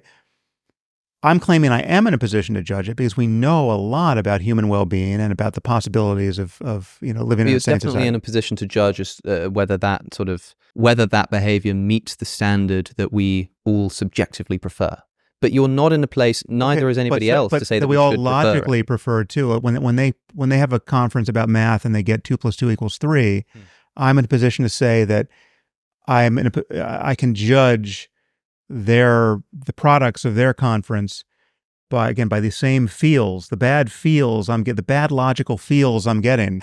You know what? Right? I agree with you there, but it's funny. I've often taken it in the other direction and toyed with this idea that I've called it in the past global emotivism. I always thought if I did a PhD thesis, it'd be on something like this, taking emotivism about ethics and just going writ large, and it rested upon this observation that if you pay close attention to what your brain does when you say, why can't P be true and false at the same time? The law of non-contradiction. Why can't P be true and false at the same time? Just think of it for a moment. P being true and false at the same time. What does your brain do? It just goes, no. It just goes, boo, right? And so I think maybe and it's also more agreement. The reason why this conversation is so difficult is that it's very easy to say that P is true and false at the same time. Yeah. I mean, it takes no more effort to say that sentence. And so there are many people who say things like, well, slavery is not wrong. I can't say it's wrong. I don't prefer it, right? It's not how I want to live, right? But like, there's no place to stand where we can actually say that it's wrong. I'm saying that if you're actually going to do the work of trying to link the word wrong to anything that it could possibly rationally be attached to, and what you effortlessly link it to in all your other modes of living, especially when weird things happen, like you find yourself a hostage of an authoritarian dictator, and your kids are getting tortured in the next room, right? Then your feeling about the word wrong is not nearly as academically precious, and it means what it tends to mean, right? And so I'm not the move. If you want to go up toward emotion as opposed to down toward bedrock, I think I can probably go in that direction and bring everything I care about with me. I just don't think it does necessarily the work you seem to think it does. I think it gets us. The truth is, I think it's just as likely to be true. I mean, we're ungrounded on some level. I mean, we're not. All of our truth claims are happening in a space of where we don't have the foundations in hand. And in fact, coherence doesn't even require foundations, really. I mean, it's like your dictionary, right? It could all be at some level held together by itself. But the bedrock really is consciousness. The dictionary still works, right? Yeah, it's still a useful book, even if it's entirely self-referential, as everything must be. I mean, the reason why I'm not a pragmatist, pragmatism is some version of this attitude where you're essentially bracketing truth claims. You're not really saying that anything is really, really, really true. Like like your beliefs have been married to reality in a way where you can know that they're truly tracking the map is truly tracking the territory, because you can never stand outside the circle of your beliefs and your language games so as to compare them to reality, right? All you've got are these mouth noises you're making and words like boo, and all you've got is the history of whether this has performed well or seems to have performed well in your conversations with other people and in your navigating the world. And are you getting what you want out of life on some level? Are your planes falling out of the air, or are they flying? At no point do you get to say, yes, this is, this propositional claim about the world is true in a way that is truly non-cultural, non-perspectival, outside of all possible language games. It's just, you just don't get that. And that's fine. But the reason why I think that still must yield to a truly realistic picture of truth claims that is wider still is because whatever population of pragmatists you give me, no matter how smart, playing their language game, we know that there's always some place to stand where they didn't know what they were missing. And in order to make that move, even to pragmatically make that move, we just have to admit that there's always space around any pragmatic conversation, right? It's just there's the physics, 5 centuries hence, which is going to show some error in the current physics. And the only way to make sense of that is to say that there's a larger space. That's not merely just a matter of conversation. It's not just a language game. So hopefully briefly, because I would like to move on here, why should I care about someone else's well-being? Now, you do talk about this, I think this is in this might be in the Moral Landscape, or it might be from your reply to the critics on the Moral Landscape, where you say, if we're not able to perfectly reconcile the tension between personal and collective well-being, there is still no reason to think that they are generally in opposition. Most boats will surely rise with the same tide. It's not at all difficult to envision the global changes that would improve life for everyone. We would all be better off in a world where we devoted few of our resources to preparing to kill one another. And I think that's certainly true, that in many, if not most circumstances, raising the tide for everyone is going to be good for me. But the example you've just given, for example, everyone's better off in a world where we devoted fewer of our resources to preparing to kill one another. It's not better for everyone. It's not better for the people who are profiting from selling weapons to each other, for example. And suppose you spoke to one of those people and said, look, if we became more anti-war as a world population, the tide rises for everyone. Well, except for you, because you're going to essentially be put out of a job, but it's just a sacrifice you're going to have to make, morally speaking. And if they ask you to justify why there's any moral truth at all, you do it with reference to them putting their hand on a stove and them having this sort of feeling that there are ways that are better than not for them. They're going to say, well, hold on, how does that map onto other people? Yeah, well, so, I mean, the first answer to your question, why should you care about other people is really prior to the question. You can just notice that you do, right? That like you this is your default mode if you're not a psychopath. And there's a reason why that is, because so much of what's good in life is born of your entanglement with other people. I mean, we're deeply social creatures, and if you're going to go live in a cave, well, then the conversation might change a little bit. I mean, a moral solitude is its own thing, and we can talk about that. But given that most of us have to and want to interact with other people, I think we will find most of the time that we actually want to interact with people who are not miserable, right? We don't want desperate, miserable people crowding our door. We want people who are filled with joy and creative energy and have good things to say and interesting things to say. They have the disposable wealth and time so as to do beautiful things that we appreciate. Like when you open Netflix, you want to see good shows, not terrible shows. At least you want to see some shows, and that presupposes the people who have the free time and energy to make shows, right? Because you want to be entertained by happy people.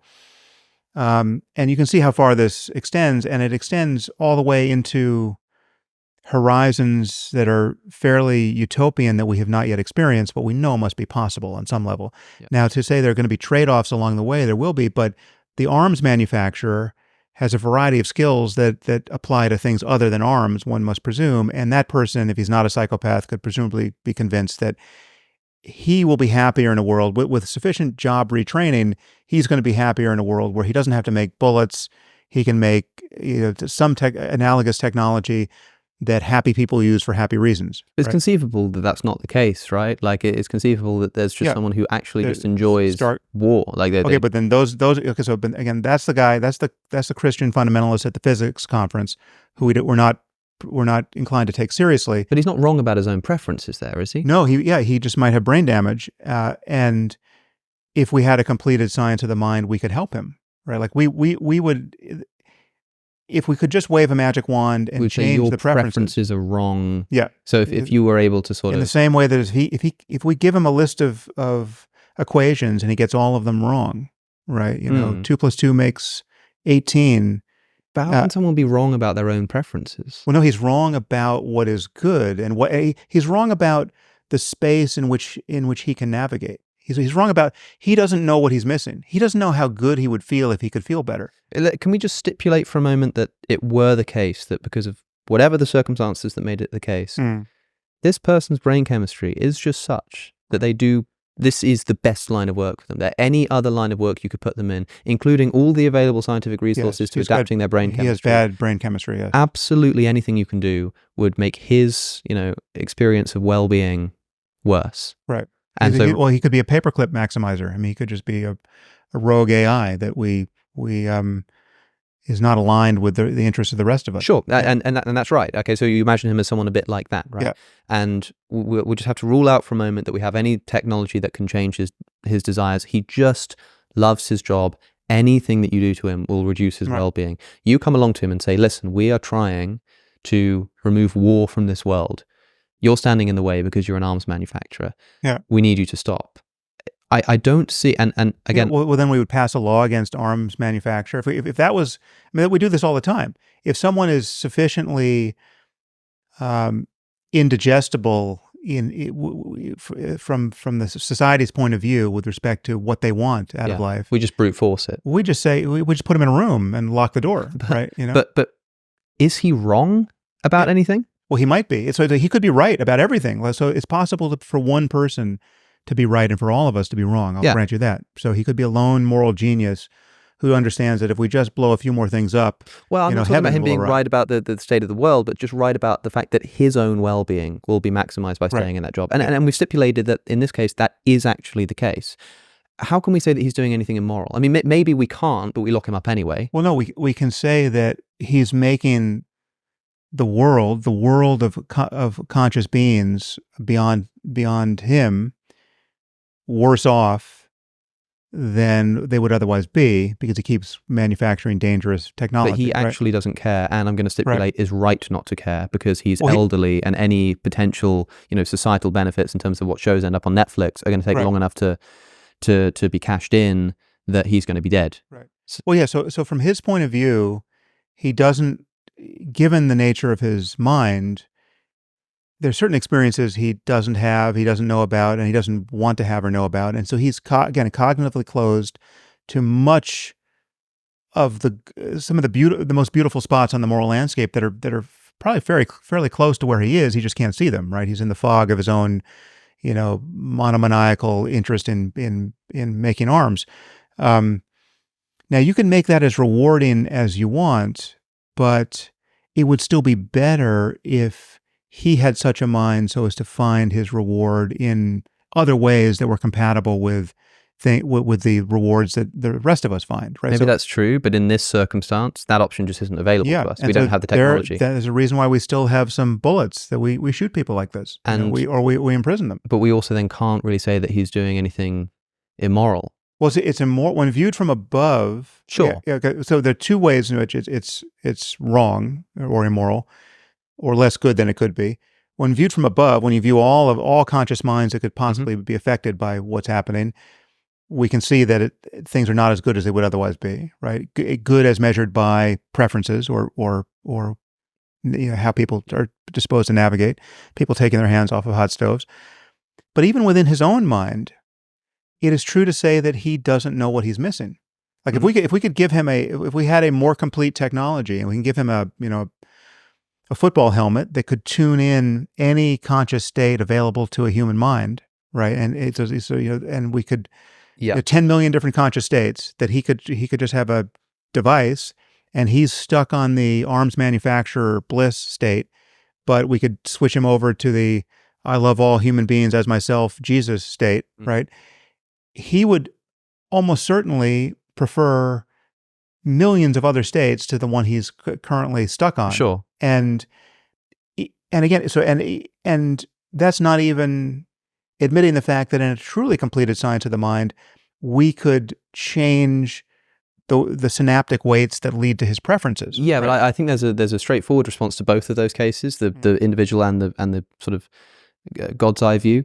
The first, to take them in reverse, this guy who's an arms dealer, if we could take this helmet and put it on his head, then he'd realize that there are possible situations that are better for him conceivably, but that doesn't change in the real world this being the right thing for him to do. In the same way that if somebody has terminal cancer, right, by and they virtue of decide his to preference, they decide to euthanize themselves because they don't want to sort of suffer with cancer, I could say, but if we somehow developed a cure for cancer, then them euthanizing themselves would be the worst thing they could possibly do. That would be ridiculous.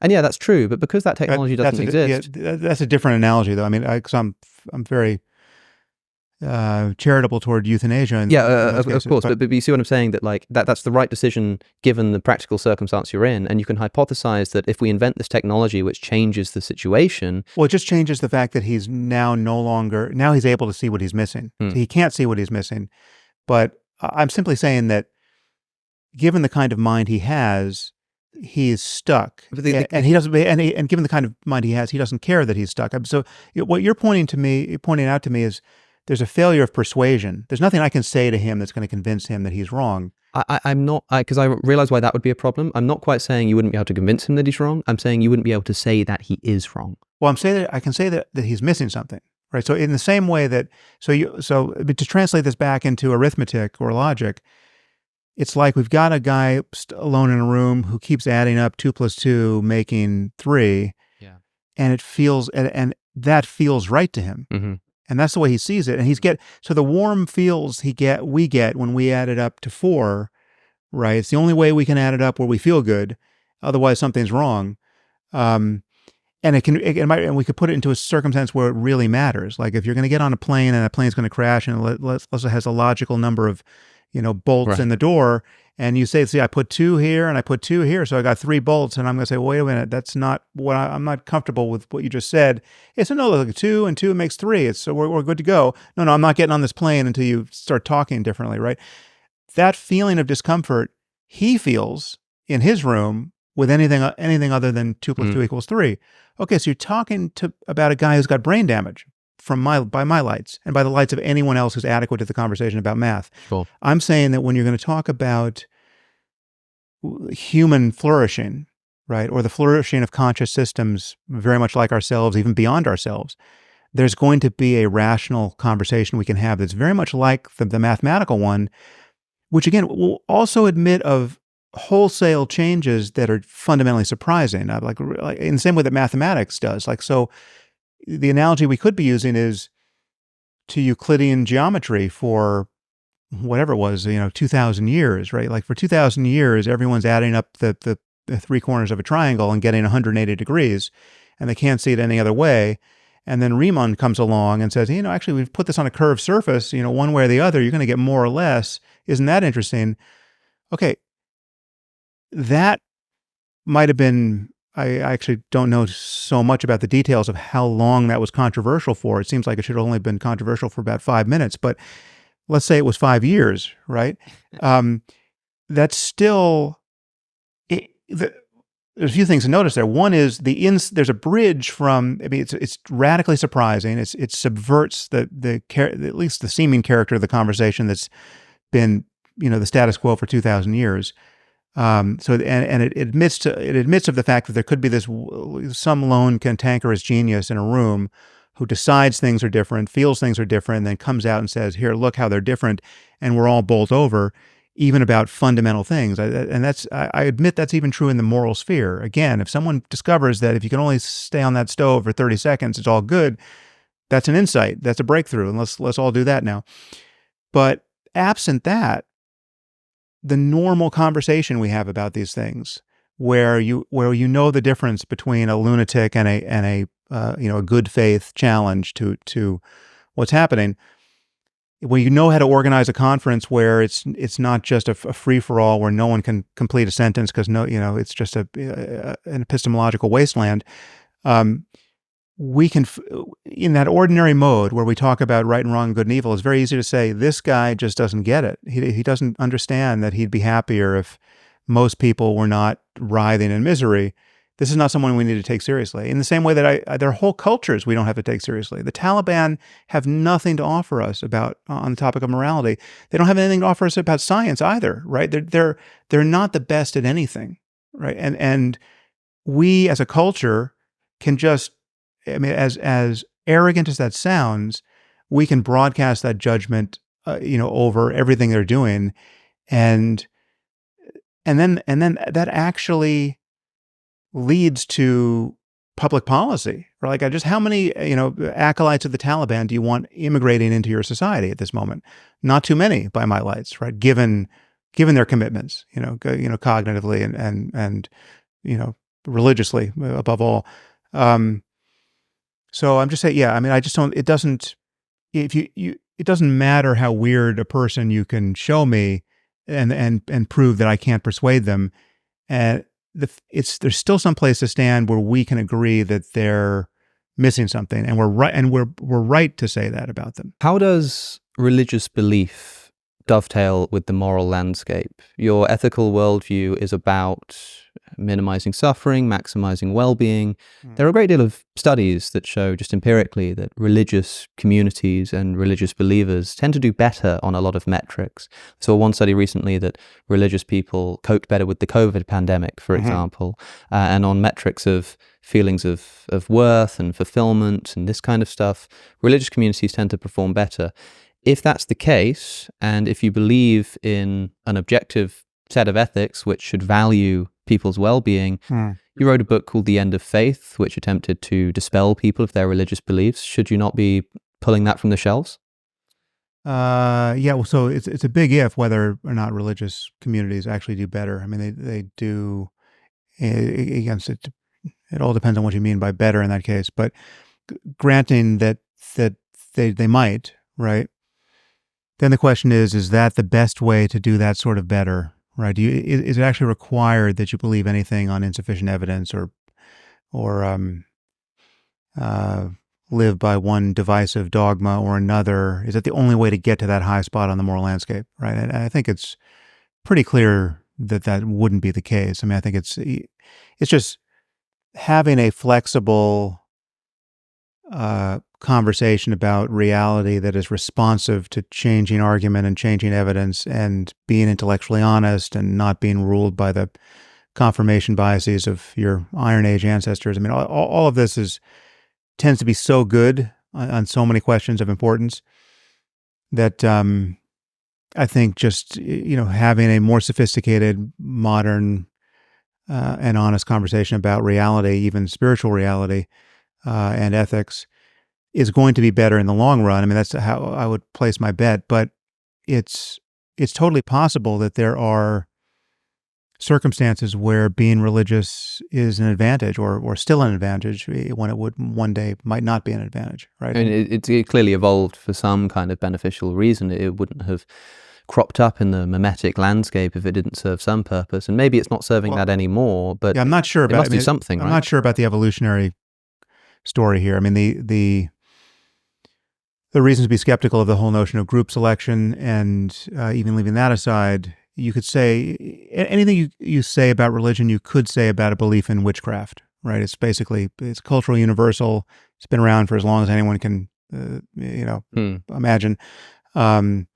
It obviously it interacts rather often with religion, but it's this distinct strand of belief that most of us acknowledge is almost certainly bullshit, and yet you could tell a story about its utility, right? And I'm sure there are circumstances where belief in witchcraft has some pragmatic value for an individual, even for a whole society. I mean, those communities still exist today. There are still people who will describe themselves as adherents of witchcraft, black magic, paganism, this kind of stuff, which many people view as these ancient, long-forgotten religious communities, but they still exist today. And I wonder if they coped better with the COVID pandemic as well. It's hard to know.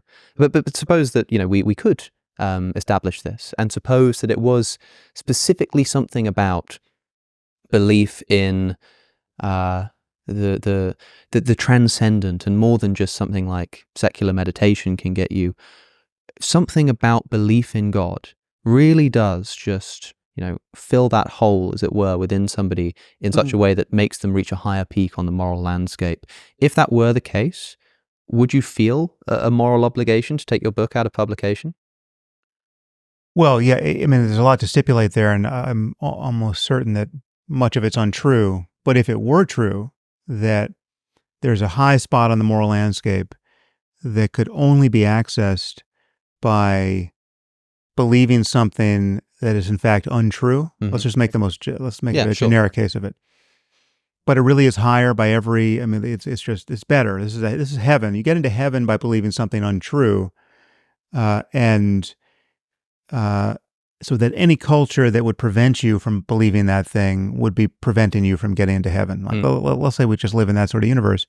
Yeah, then I would say that there is a truly useful fiction that we would want. Which is to say, well-being supersedes any narrow fixation on knowledge per se, right? And the flip side of this is, there are some things that are dangerous to know and understand correctly that I think we shouldn't know and understand correctly, or at least we shouldn't promulgate that knowledge to all of humanity. Codes. Exactly. Like, the weaponizing smallpox, I think it's bad to publish the recipe. We don't want to do that. And 3D printed, exactly. I mean, if there's some technology that we could understand, it was one of Nick Bostrom's black balls, right? Like you pull balls out of the urn of invention. There are white ones that are all good. There are gray ones that have dual use. It's like nuclear technology. You can get energy, and you also get bombs. And then on his, in his thought experiment, there are black ones, which the mere discovery of the idea or the technology is synonymous with just the ruination of everything. It's just, and he gives many examples of things that could have been black balls but weren't. Like, if splitting the atom was just much, much easier than it in fact is. If you could split it by just taking 2 panes of glass and some sand and, put them together in a microwave oven, and you'd get a thermonuclear device, in that case, fusing the atom, we would just expect all of our cities to just go up in mushroom clouds more or less by the end of the day, right? Because there's always going to be some psychopath who wants to do that and who's suicidal. So it's just very lucky that we haven't found that thing. So yes, if that thing is out there, that's a species of knowledge we don't want, right? And so this is just another form of that argument, right? So when you said a second ago that you don't believe that religion, or at least it might not be the best way of providing the thing that people are clearly getting out of religion. All these studies that say that well-being is served by religious belief. It might not be religious belief itself intrinsically that's doing that. If not that, then what is it? What is the element of religious belief that tends not to be present in, say, an atheist's thinking? Well, community is a huge variable. I mean, having a place to go on Sundays that is out of the usual orbit of your just kind of selfish striving for mundane things, 6 other days a week, a time where you and your family have decided to join with other families to consciously apprehend or consider something that is profound, that, we could provide a secular version of that I think would be beautiful and worth providing, that I think would answer to the same needs and produce even better consequences. Presumably it would be in touch with real truths that are not divisive, that are not causing people to join various warring tribes, etc. But we don't have that now. We don't have a secular alternative to that. Why not? I mean, if it seems so obviously beneficial, I think even if you asked any given atheist on the street, do you think it's a good thing to sort of all get together and just collectively reflect on the things that you value and the things you're grateful for? I think everyone would say, yeah, sure. So why aren't we doing it? Maybe it's because belief in a creator God gives you that feeling that, there's some reason that I really need to be there. Even on the days I don't really feel like it, you have that sort of prescription that doesn't exist on its own motivation for its own sake. People don't have that level of motivation. In other words, it's not just that people are getting together, it's that they're getting together to go and worship something transcendent. That's something that atheism can surely never provide. Well, I think it can. I mean, the transcendent is a slightly different adjective in that case. But what I think I'm talking about when I talk about the nature of consciousness and what can be experienced there beyond the sense of self, right? Like the illusoriness of the self. That whole conversation that I took up in my book, Waking Up. The result, experientially, subjectively, is transcendent. Is transcendent of self. Is transcendent of the sense of confinement to self. And it has the kind of same reward function of mystical, traditionally mystical transcendent experience that was framed by a metaphysical belief system that gave it sort of a big T transcendent significance. Right? I'm not indulging really in any metaphysical speculation when I talk about the character of these experiences. I'm really agnostic as to what.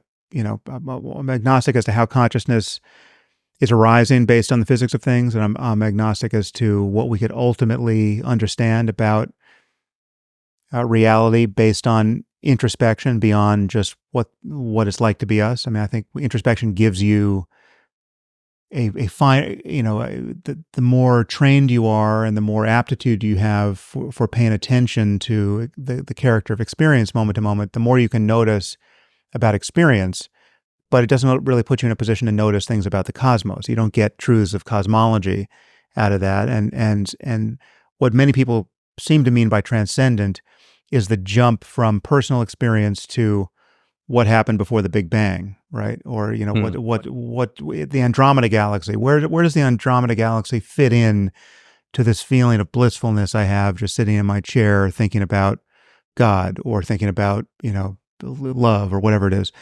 And I'm saying you don't have to make that jump, even if that jump could, based on certain experiences, sometimes seem warranted, right? Like it's possible to have experiences in meditation or on various psychedelic drugs where, you close your eyes and rather than just see a kind of shimmering darkness, that's the kind of the usual sort of iridescence behind your closed eyes. It's not quite dark, but you tend not to pay attention to it.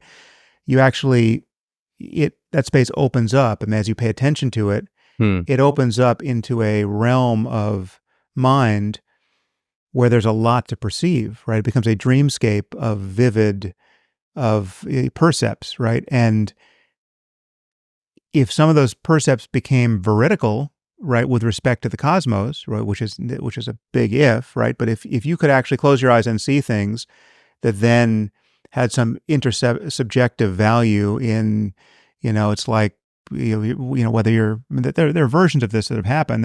There chemists who have understood the structure of molecules based on a dream, and I mean there are weird stories, right? There are mathematicians, or I think it was Ramanujan, who got various theorems proved to him in a dream by the goddess Lakshmi, right? I mean, it's like I think Keith Richards wrote "Can't Get No Satisfaction" in his sleep. Yeah. It came to him in a dream. Yeah. But the difference there is that song only has to survive the test of our preferences in a diminished way. A proven theorem or a structure of the benzene ring or whatever it is needs to actually survive the tests that other people are going to put to it. Are you saying there's a difference between preference and objective truth? No, I'm saying, well, that's why I was careful to say that the diminished... I'm only kidding. Yeah. I think I'm a bit of a meditation skeptic. In that I've never actually meditated. I've never done it. I've never tried it. It feels to me a bit like when somebody says to me, have you ever tried praying? And I think to myself, sure, I'm not like anti-praying. I just feel like I could sit down, I could put my hands together and I could, say words to the sky. But I feel like unless I already have some credence in this actually being something, I'm literally unable to pray. Yeah. Because I don't believe in the necessary, prerequisite assumptions that one needs to have to make it an actual prayer. And I suppose I feel similarly about meditation. Like it's not something that I've ever. But it's different because it's not assuming the existence of something that you are disposed to doubt, right? So with prayer, you doubt that there's an invisible God that you could be addressing through any kind of propitiatory prayer. So and that's why I'm saying I don't make this move into metaphysics where I say that because I can experience my conscious mind free of a sense of self, that means consciousness is the substratum in which everything is arising, including this universe, and I'm experiencing the thing that preceded the Big Bang. I mean, there are people like Deepak Chopra will say things like that as a result of having an experience in meditation. And that's totally unwarranted, right? I mean, it's just not scientific. You can't even know that you have a brain by meditating. Like paying close attention to your experience doesn't tell you anything about your brain, even that it exists, right? Which is a pretty big lacuna in your self-understanding. So meditation is good for some insights, but it's not good for making contact with what I'm calling the metaphysics or even the physics of things. So you're right to doubt prayer on that basis, but it's just not an analogy, because the meditation I would recommend you do is just pay attention to your experience. Very much in the spirit of scientific hypothesis, which is if you want to understand better what it's like to be you, it would make sense to pay attention. So what does that mean? What would it mean to pay attention? Yeah, how does that actually work, and what constitutes meditation in this respect? So then you'd be given in the beginning, you'd be given a very remedial device, which in the usual case of training in mindfulness, you would just be given the breath, right? Just pay attention to the breath and just notice. And there's nothing. It's not because there's something magical or profound about the breath. It's a very easy object to notice. You can notice it just as the feeling of the rising and falling of your abdomen or chest, or the sensation of air passing through the nostrils. And people tend to start out doing this with closed eyes. And you pay attention to that. And the reason why it's a good object is, one, you don't have to presuppose any religious nonsense in order to do it. I don't have to. Sure. I don't have to give you a Sanskrit mantra and tell you about its significance, right? It's just the breath. You're just paying attention to that, and what you'll notice eventually, this could take 5 seconds, or it could take 5 days on a silent retreat where you're just trying to do this for to the exclusion of everything else for 12 hours a day. I mean, some people are harder cases than others, but what you will eventually notice is that that's actually much harder to do than you were expecting, right? So you pay attention to the breath, and you feel the movement and tension and pressure and tingling and whatever you feel with the rising of each inhalation and the falling of each exhalation. And then the next second, you're thinking about something, and you've completely forgotten the project of you forgot you're in a room trying to meditate. You forgot this is something you even wanted to do. You're just talking to yourself, right, helplessly, and it's very much analogous to being asleep and dreaming and not knowing that you're dreaming. It's like a daydream where you've actually lost contact with who you are and what you're about in that moment, and you have had no reality testing riding alongside it. So it's like all of a sudden you're having an argument with someone who's not there, right? You're rehearsing the conversation you had with your girlfriend the day before, or the thing you're expecting to happen later today. And literally there's a voice in your head that is your own voice, and it feels like you. It feels like yourself, right? And you're thinking, yeah, why did she say that? I mean, I told her that, and you're in medias res with a conversation that you've had with yourself probably 15 times in the last 24 hours, and it's striking you as new every time you have it. You're not impatient with yourself. You're not bored. If you were having that same conversation with anyone else, they'd be bored to tears, but you have this endless appetite to just hear the next thing that comes over the transom that's in your voice, in your mind, saying, yeah, what would she think? Okay, all right, the first thing I'm going to say to her is, and the thing to realize here is that this is psychotic on two levels. One is it presupposes a kind of conversational structure that you're having with yourself that makes no sense, because if you're the one to think the thought, why, and also the one to hear the thought, why did you need to think it in the first place? You know what you're thinking, right? You're thinking it to yourself as though you're both speaker and audience, right? That split is bizarre. But two, it comes over you, and you're helplessly carried away by it, and you have no perspective on the fact that you're carried away by it. In the same way, you have no perspective when you go to sleep at night and you fall asleep and you start dreaming. It's astonishing that the first minute of every dream doesn't start with, what the fuck is happening? How did I get here? I was just in my bed, and now I'm like, what's this is impossible, right? You have no reality testing, and the same thing is happening every time you think a thought. For the most part. So then, now back to the breath, right? Now, okay, so you recognize you're thinking, and you think, oh fuck, I was, I don't know how long I was gone for. Was that 30 seconds? All right, back to the breath, and you feel the inhalation for a few seconds. And then you're going to be gone again with another thought about another thing, helplessly borne away, right? Now, this seems normal to most people. It is totally pathological, right? The fact that we think this is compatible with human sanity and and basic well-being is just because it's happening to everybody. I mean, there's some people who claim not to have any inner voice or inner thoughts, and we could talk about those separately. But for most people, if they try to pay attention to anything, I mean, the breath is just a useful object because it's there, they will find that it's hard to do, and it's hard to do because their attention on it is endlessly being submerged by this automatic product of discursivity, right? It's mostly linguistic, but for lots of people it can be images too, or both, and it is a kind of light dream, right? Now, once you get some degree of concentration, and the reason why you use the breath in the beginning is it's just an object upon which you can build kind of a modicum of concentration so that you can notice the difference clearly between being lost in thought and being able to pay attention to an arbitrary object. And you can notice it so clearly, you kind of build this muscle enough so that you can actually pay attention for longer periods of time at will. And the thoughts either don't arise, or when they arise, you notice them as further appearances in consciousness, and you can actually notice them without being carried away by them, right? So the thought still arises. The thought of the conversation you're about to have with your girlfriend still comes up, but you're not identified with it. You actually, you're witnessing it as an appearance in consciousness in the same way that you're witnessing the sound of my voice as an appearance in consciousness. I was just thinking about that, the way you're describing this. I have heard you talk about this before, and the idea of these things just appearing in your consciousness. And I suddenly realized that I can think of your words right now as that, in a way, without trying to open up the free will question, my own words. They just sort of appear and come out of nowhere. And I guess nothing's really changed except noticing that.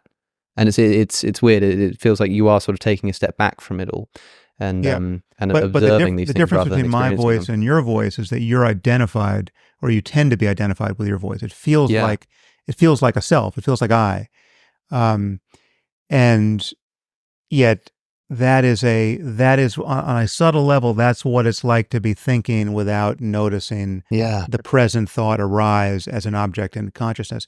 Wow. And what meditation allows you to do, and again, this is all just a matter of paying attention. You don't have to believe anything. You don't have to take my word for any of this, right? You just have to pay closer and closer attention.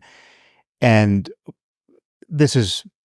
many people bounce off this whole project because it's hard to do. Like in the beginning, It's hard to do, right? Like you just find, fuck, this just doesn't work. I tried meditating, didn't work for me, right?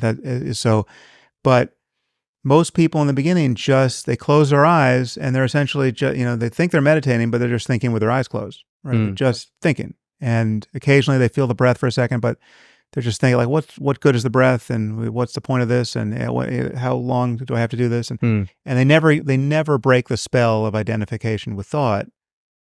If you persist long enough to get some perspective on thought itself as just an appearance in consciousness, you can begin to feel that consciousness itself, this prior condition, subjectively, in which thought and perception and emotion and everything else you can notice about your experience is appearing, it doesn't feel like I, right? Because the feeling that you're intuiting as I, the feeling of being a subject in the middle of your experience, that's not identical to experience. It's actually just on the edge of experience or in the center of it, that's somehow appropriating experience.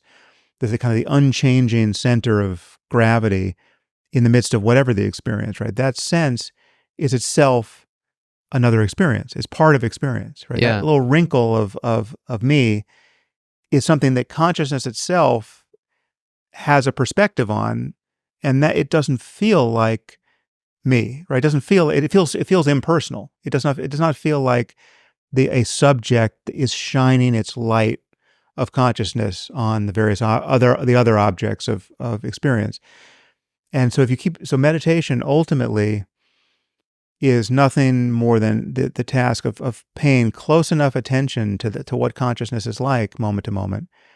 Breaking the spell of thought the moment you notice you're lost in thought, coming back to noticing. It's not blocking thoughts. Thoughts are not a problem. They just are a problem in the beginning. But ultimately, it's not a matter of getting rid of thought or having less thought or having different thoughts. It's just having a perspective on thought, which is the point of view of this prior condition and this mere cognizance in which thought and sound and sensation are arising. And it does connect with the free will conversation, because from my point of view, it completely unravels the apparent mystery of free will, because people think that the mystery is, we know we have it because we feel it very deeply. Subjectively, it's a truth about us, yet objectively, it's hard to map onto the causality of things. But if you pay close enough attention to what it's like to be you, that is, i.e., meditate, you can notice that it's not even a subjective truth about you, because everything just arises. The next thought just arises. The next intention just arises. That the intention that counters that intention, that stops you from doing the thing you intended a moment ago, that just arises. The willpower arises and it wanes. The thought, oh my God, I need more willpower, that arises, and it's effective or not based on some mysterious principle that you can't inspect. It's all just springing into view out of this condition that is intrinsically mysterious, which you are identical to. It's not that you have it, you're not on the edge of it, you're not using it. Subjectively speaking, experientially speaking, there's just experience, and you're identical to it. Man, it's fascinating. I mean, I'm paying attention as the words are coming out of your mouth to how they are just sort of emerging, blah, blah, right? Boo, boo. And it's weird to think that, like, in a way, as far as my experience is concerned, everything that I know of you and am hearing of you and am experiencing of you is just appearing in my brain. Yeah. There's just this. I open my eyes and there's just this image, and I open my ears and there are just these words. And there's a sense in which when I'm speaking right now, I'm not calculating every word that's coming out of my mouth. I'm not, thinking about every sentence. These words, where the hell are they coming from? They are just going. I didn't know I was about to say the word going. It just came out, right? And you have no idea how you said it. And when you fail to say it, if you forget it for a moment and you struggle to find a word, or you say the wrong word, that too is mysterious. Your success is mysterious, and your failure is mysterious. But it makes it so fascinating to think that my own words coming out of my mouth seem no more connected to this thing I'm calling me than the words that are coming out of your mouth, right? And I don't know if that's what people are talking about when they describe the so-called ego death, or the one with everything type attitude that people have with spiritual experiences, if it's got something to do with this sense of realizing that, in other words, I've always pictured it as when someone says, there's no difference between me and everyone else in the world. I've always imagined the kind of experience they're having is something like them implanting themselves in everybody else and taking the self and sort of extending it to be the world, whereas maybe it sort of goes in the other direction. Yeah, it does. I mean, so have you ever taken psychedelics of? I have, yeah. What have you taken, and what was that like? 2CB, mushrooms, LSD once, and never enough to have some crazy experiences, but nothing to the extent of ego death. Right. As in, I've never had an experience where I've come out thinking, oh, that's what it means that's what the death of the ego is. I've come out thinking, that's what this means. I can understand why people talk in this way or that way, and perhaps the most transformative experiences of my entire life. But I've never experienced an ego death. Right. Yeah. So the way I would add the psychedelic experience to this map is that, and the reason why it can be incredibly useful but also misleading, is that with psychedelics, I mean, the one thing that's very important about them is that in all but the rarest cases, they're guaranteed to do something, right? Oh, yeah. If you take the requisite dose, you're going to have a change in your experience. So it's not going to be no one comes away from 300 micrograms of LSD saying, well, nothing happened, right? I mean, there are actually some people who for whatever reason are just neurologically impervious to certain psychedelics, but in the general case, you're just not going to be bored. You're not. I mean, it could be terrifying, but something's going to happen, and it's going to happen right on schedule, right? And you can't say the same thing about meditation or yoga or fasting or any other discipline that someone's going to engage so as to perturb their consciousness. And that's why psychedelics have been so useful for people as a gateway to meditation or the contemplative life in some way, because it's the thing that proved to them that it was possible to have a very different experience of the world, assuming they had a positive experience on psychedelics. What's misleading about it is it gives you the sense that spiritual expansion and progress is a matter of changing the contents of consciousness. It's a matter of having more mind and more esoteric states of mind, and to see brighter colors and to see different things with your eyes closed, right? Like now my eyes are closed, I don't see much of anything, but on mushrooms, wow, it was like an Aztec empire, and it was just Mm-hmm. I felt like I was could psychically travel to different places, and it's like that must be where spiritual progress lies. What's misleading about that is that we know that any experience you have, any qualitative change in the contents of consciousness is by definition temporary, right? I mean, first you don't have it, and then you have it, and then you don't have it, right? Because that's the nature of any experience. It's like, drinking a cup of tea or a cup of coffee or whatever. It doesn't matter how big the cup is. Eventually you drink it, and then you no longer have that tea or coffee. So sort of impermanence rules, right? And so you can't, so a transitory spiritual experience can't be the real bedrock that is the basis of, the deepest possible well-being, if such a thing is discoverable. The other thing is it's misleading with respect to the sense that it gives you a sense that freedom, real psychological freedom and transformation is elsewhere, right? There's ordinary consciousness where you feel like the sort of conventional sense of self in a physical world that's not self, and you're disposed to do things like check your email, or how you can drive a car, you're not stoned, and yet there's all kinds of things denied you in this sense. There's all kinds of things you can't notice. Mm-hmm. And then you drop acid or you take MDMA or whatever it is, and you have this sea change in the contents of consciousness. And all of that seems, assuming you're having good changes and not, you're not pitched into psychosis, which is also available. It seems like that progress is just is a matter of getting better, more expansive, more love-drenched, more, insightful, more meaning-drenched thoughts and emotions and intuitions. What meditation does is show you, and again, meditation can mean many things, but, is what I mean by meditation and what, people should mean by meditation. It unhooks you. It's essentially orthogonal to that whole regime of changes in the contents of consciousness.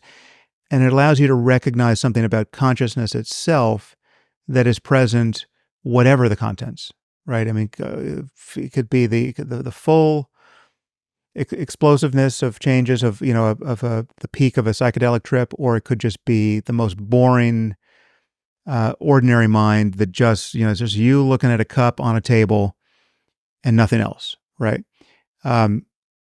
There are things you can notice about consciousness that cause the sense of self, the sense of subject-object separation to drop out, right? And so you can be so ordinary, just staring at a cup consciousness can be free of self and extraordinary, there's just an ocean of color and energy and bliss, can be free of self.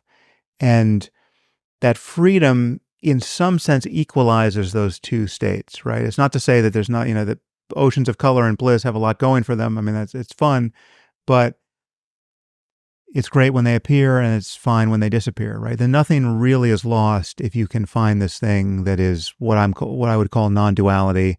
It's also, it could be called selflessness. It could be called emptiness. I mean, there are various framings in Buddhism and elsewhere, but it's different than the expectation you just described of getting more mind, right? Like of suddenly getting, you're expanded beyond yourself into the rest of the stuff that until a moment ago seemed like it was not self, right? So now it's not just me in this skin suit. I'm over there, I was looking through your eyes too, and I'm out there with the people and the animals who are not me, but now all of a sudden it's just one big mind. I would imagine there's actually experiences that can seem that way. I don't, whether they're veridical or not is certainly debatable, but I think you can have that sense that you of unity with a larger totality, but that's not the crucial insight that is selflessness by, in the meditative space. It's a much more ordinary and simple recognition that if you pay close enough attention, like just in hearing any sound, like you hear, the sound of traffic or whatever it is, the default mode is to feel like you're the one hearing. There's a hearer, and then there's a thing heard, and there's just this subject-object kind of divide that's getting bridged with this operation of hearing. But real concentration, or better yet, a real analysis of this sense of being a subject in the first place, can suddenly collapse that to what is clearly a more basic condition of just hearing. Like there's just this pure perception of hearing prior to the concept of self and thing heard. And there's freedom in that. I mean, there really is as you begin to rest in that more and more and recognize its implications psychologically, it does become the antidote to all kinds of ordinary psychological suffering that you all kinds of knots in yourself that you otherwise are trying to figure out how to untie. You're thinking, well, why do I feel this way? How can I feel better? How can I be happier? Why am I so disappointed and regretful and anxious, etc.? The more you can fall back into this recognition that there's no center to this experience, it suddenly gives you a direct experience of equanimity in the midst of other, even classically unpleasant experiences, right? So you can be feeling significant physical pain, or you can be feeling nausea, or you can feel something that is. I'm not saying there's no reason to act on bad perceptions. I mean, you might have to go to the hospital, but the question is, how unhappy do you have to be at every step along the way as you're riding to the hospital, or dealing with the uncertainty of what the diagnosis is, or what? Like there's this adventure that happens at the level of concepts and at the level of changes, which you can keep punctuating with a recognition of selflessness, and each recognition does actually reset you to a place of real tranquility in the midst of it. And it's a tranquility that is not dependent on any changes. It's not dependent on the next good thing happening. It's not dependent on the bad thing that's present going away. It really does in a very paradoxical way tend to equalize experience. And how this, I mean, I don't want to bring us back to the moral landscape, but it is somewhat, confusing how this might relate to everything I've said about the moral landscape, because everything I say about the moral landscape suggests that there really are stark differences between experiences. It really matters that your hand not be on a hot stove. There may be more to the story given the requisite ways of being in touch with what it is like to just be, in each moment, rather than become in the next moment through thought and concepts. So there's no you, there's just the sounds, the sights, the thoughts that emerge. I guess I'm There's just experience, right? So the conventional sense is you're having an experience, right? There's you, the subject, the ego, the Yeah. self. And it's important to specify what that is for most people, because I'm not saying that people are illusions. I'm not saying that you don't have a body. I'm saying, but people don't feel identical to their bodies. They feel like they're subjects that have bodies. I mean, they feel like passengers in their bodies for the most part. You feel like you're in a relationship to your body. When your body malfunctions, when you have a pain that you don't want, or you have some symptom of something that some possible disease that worries you, you're a prisoner of the body, but you're an inner subject. You're a kind of homunculus with respect to your presumed sense of what you are, from the first person side.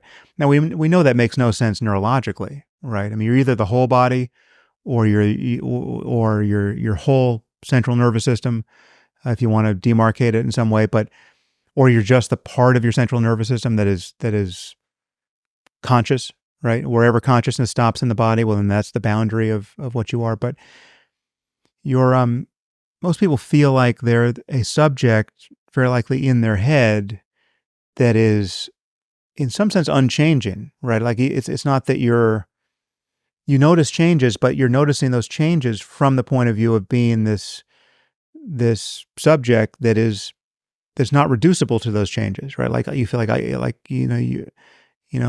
was tired a moment ago, but now I'm not tired. But then you notice the change. There's the fatigue, and now that fatigue is gone, but the subject seems somehow untouched by those changes.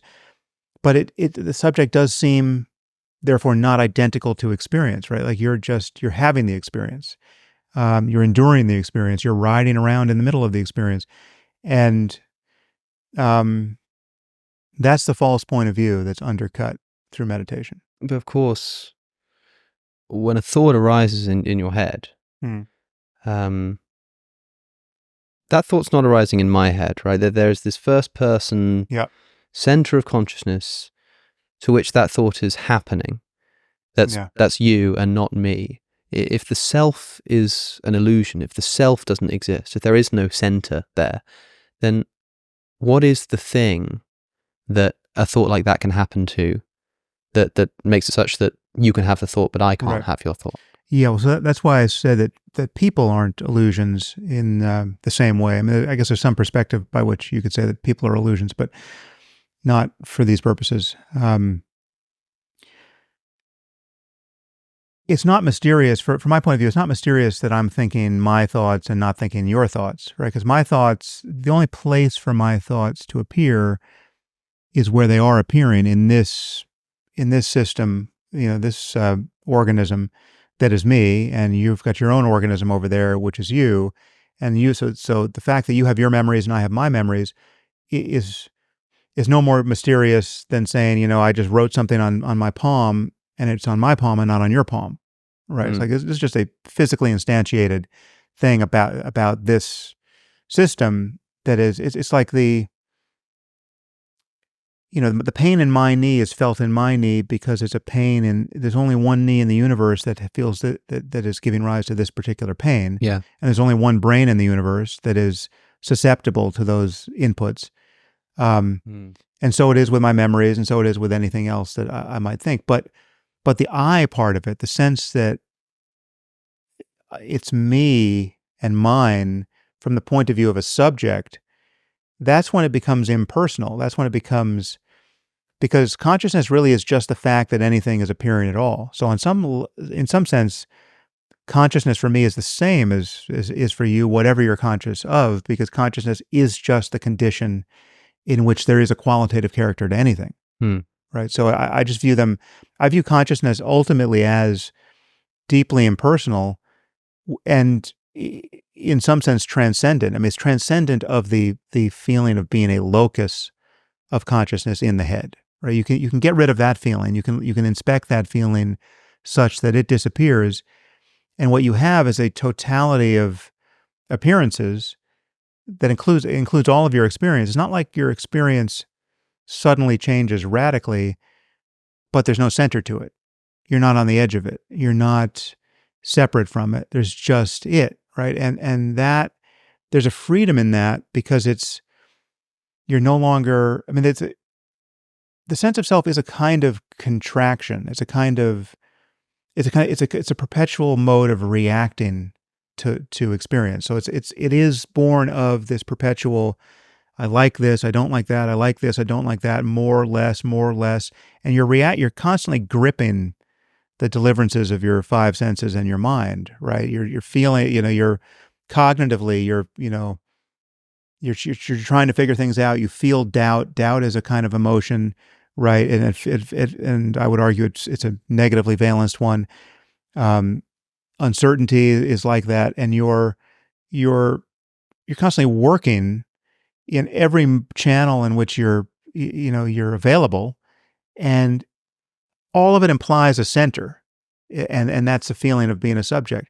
When you look for that center and fail to find it, all of your capacities are still available to you. You can still hear and smell and think, but it's not. It's like the difference between having an open hand versus having a clenched fist. I mean, you can sort of clench your fist enough. If this is if this is the only way you've ever had a hand, well, you might even think there's something in the middle of it, right? You might think there's a structure here, but it's an implied structure. Like if you just open your hand, you realize there was nothing in there, however it felt, and nothing else need change. It's just that there's a source of confusion and discomfort that is no longer there, and then it remains to be seen just how good it is for alleviating other psychological problems or sources of suffering, or what is it good for is an open question as you live your life with this capacity. But not having the capacity and then being in doubt about it is just a blocker for exploring it, right? You just then can't, it's like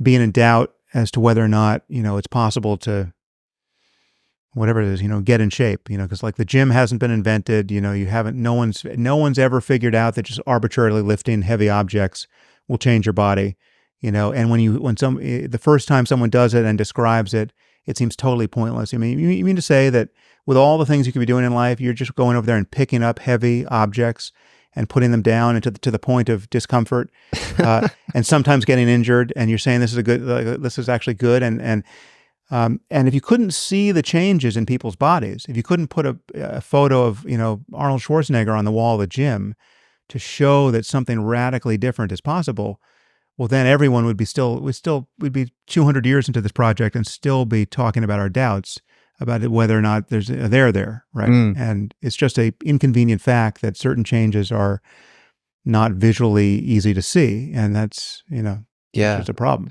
Well, I think I'm no longer a meditation skeptic, at least to the degree that I think I'll be giving it a proper go. I mean, when I say I've never meditated, I'll have closed my eyes and thought, as you've put it before, where people have encouraged me to meditate and I've sort of gone along with it.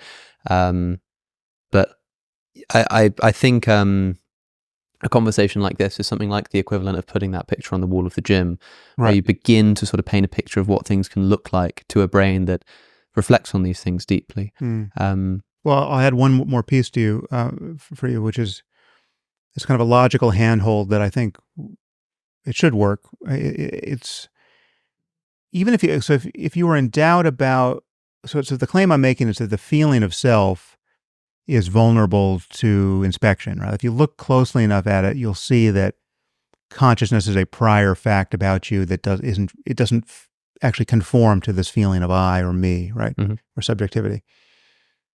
And there's one way you can see that logically, which is if feeling like I or me feels like something, that itself must be an appearance in consciousness. I mean, that there's something you're noticing about your experience that feels that way, right? And there's in the same way that you're noticing my voice as an object, it's just an appearance. The fact that you're outside my voice, being able to notice it, proves that you're not reducible to it, right?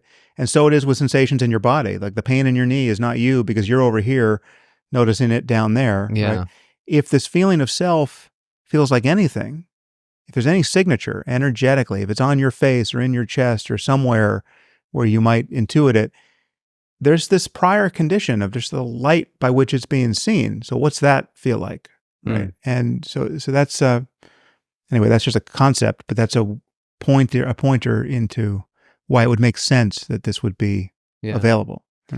You tried to meditate with Richard Dawkins once. Yeah. It didn't seem to go very well. No, he's a hard case. He's a fantastic person, but he doesn't have enough interest in this, I don't think. The truth is, I've ambushed him, at least twice. Once in a public talk. At the Global Atheist Convention, I ambushed 5,000 atheists, including Dawkins and Dennett, and I think Ion was there. Hitch wasn't there. That was after Hitch died. I think it was 2012. I ambushed them all with like 5 minutes of closed-eyed meditation, and I could immediately hear, the rustling of thousands of impatient atheists. And then I ambushed Richard again on my podcast, but no, he the 5 truth is, minutes with him. He's a hard case. He needs and I would have needed some auspicious psychedelic experience to prove that there's a there. It may be a different there. I mean, for me, it was MDMA, the first time. Yeah. And that's not the center of the bullseye. I mean, it's an incredibly beautiful experience, and it's the good version of it. I mean, it's almost only good versions with MDMA. I mean, very few people have bad experiences, provided they actually got MDMA and not something else. I mean, it's an incredibly beautiful and life-affirming experience.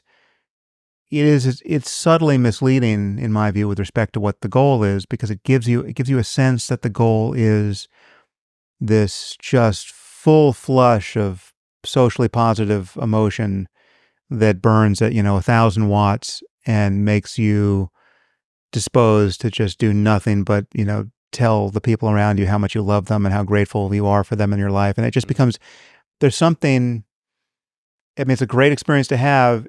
It's not, in some ways, it's not sustainable for obvious reasons. I mean, like you just can't get, you don't have other gears, right? You're just the guy who.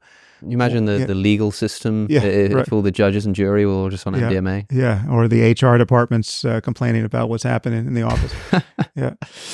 Yeah, come on, man.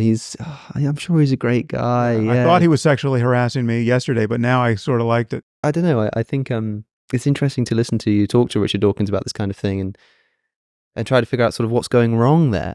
Like, well, what is it that you could give to someone like Richard Dawkins? Because you spent 5 minutes meditating with him, and afterwards he said, he was very polite about it. Yeah. He said, well, I wasn't bored, but I would be if it kept on for too long, and I don't see the point. And well, we didn't spend this much time. I mean, I spent much more time with you talking about it here. Yeah. And then we didn't do a guided meditation, but I mean, it's important, I think, certainly for intellectuals. I mean, people who don't really care about understanding it too much and they're just willing to give it a go. There's a door for those people too. But for the more hard-headed skeptical types who are worried that this is adjacent to just whole reams of insufferable nonsense that they've been fighting against, their whole career, right? So all the religious analogs of meditation, and meditation itself, is plucked from Buddhism and Hinduism, or at least in the Indian tradition.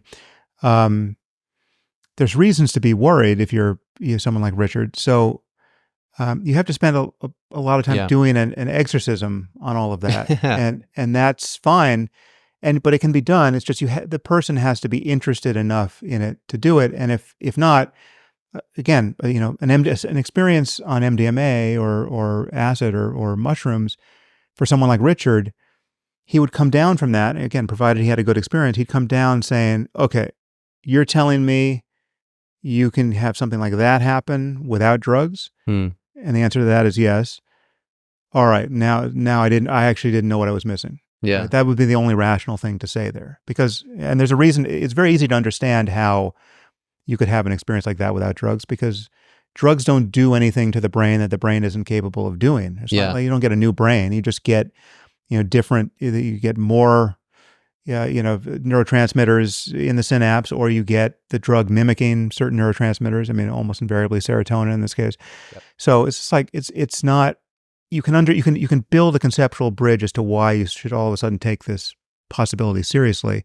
especially if you've had an experience that bowled you Yeah. over for 4 hours. It just shows you that the mind's capable of more than you were aware of. Yeah.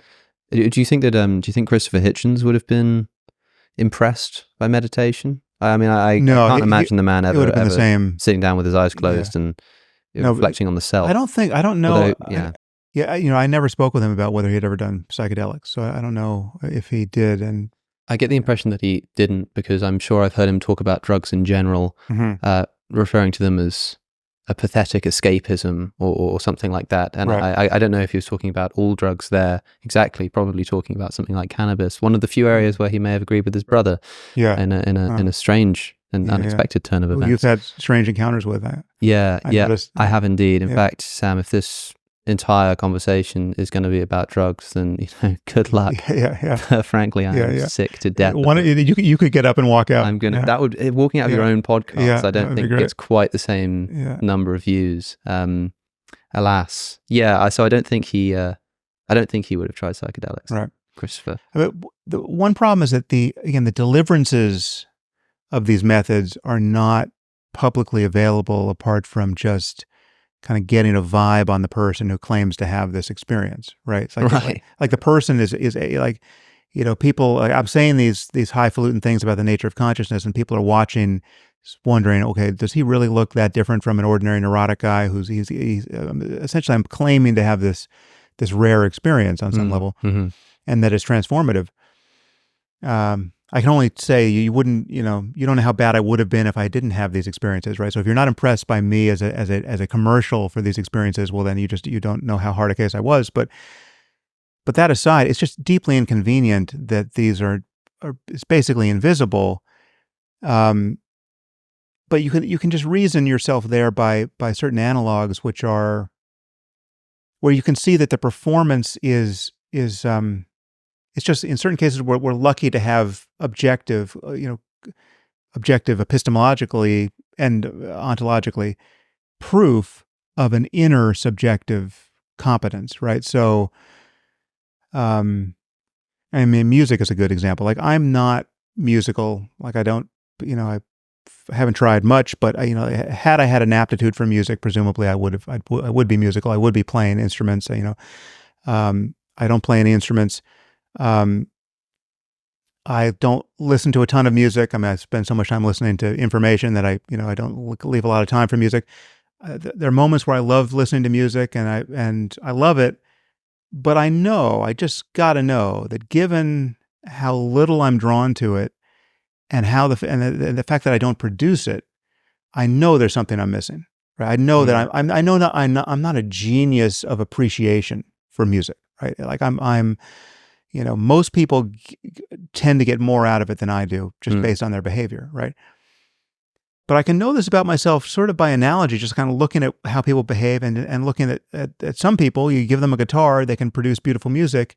That's amazing. It looks like a miracle from my point of view. I can't do it. But all the outward signs of it are not, the inner capacity is not reducible to the outward signs of it. We could live in a world where it was just all music appreciation. Right? Like, none of us could produce it, but some of us are getting what, the most refined musical sensibilities are currently getting out of it when they listen to it. And some of us are skeptical.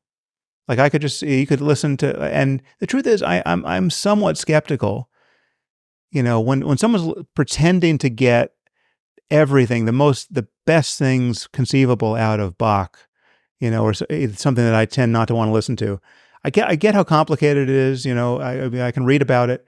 I can hear that it's complicated. I get that he's just this astounding genius in being able to compose it, but it's not what I feel like listening to. It doesn't answer to my preferences pretty much ever. And I know I'm missing something. And yet I can know that just by talking to someone like you or someone who's got a deeper appreciation.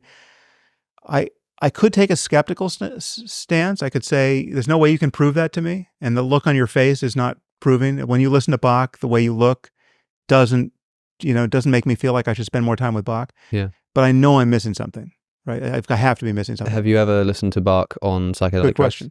Yeah. So I know that if I listen to Bach on I know that if I did a meditation retreat and I just was going to spend all my time listening to Bach, or I know that if I took acid or MDMA or any a wide range of drugs, it would all change, and it would be way more salient and beautiful for me. I don't know that it would become my preferred music going forward. I mean, there's all kinds of music I've listened to on psychedelics, which it's been that experience was everything, right? I mean, it's like the music was absolutely sublime, but it's just Bach was not the thing I would pick.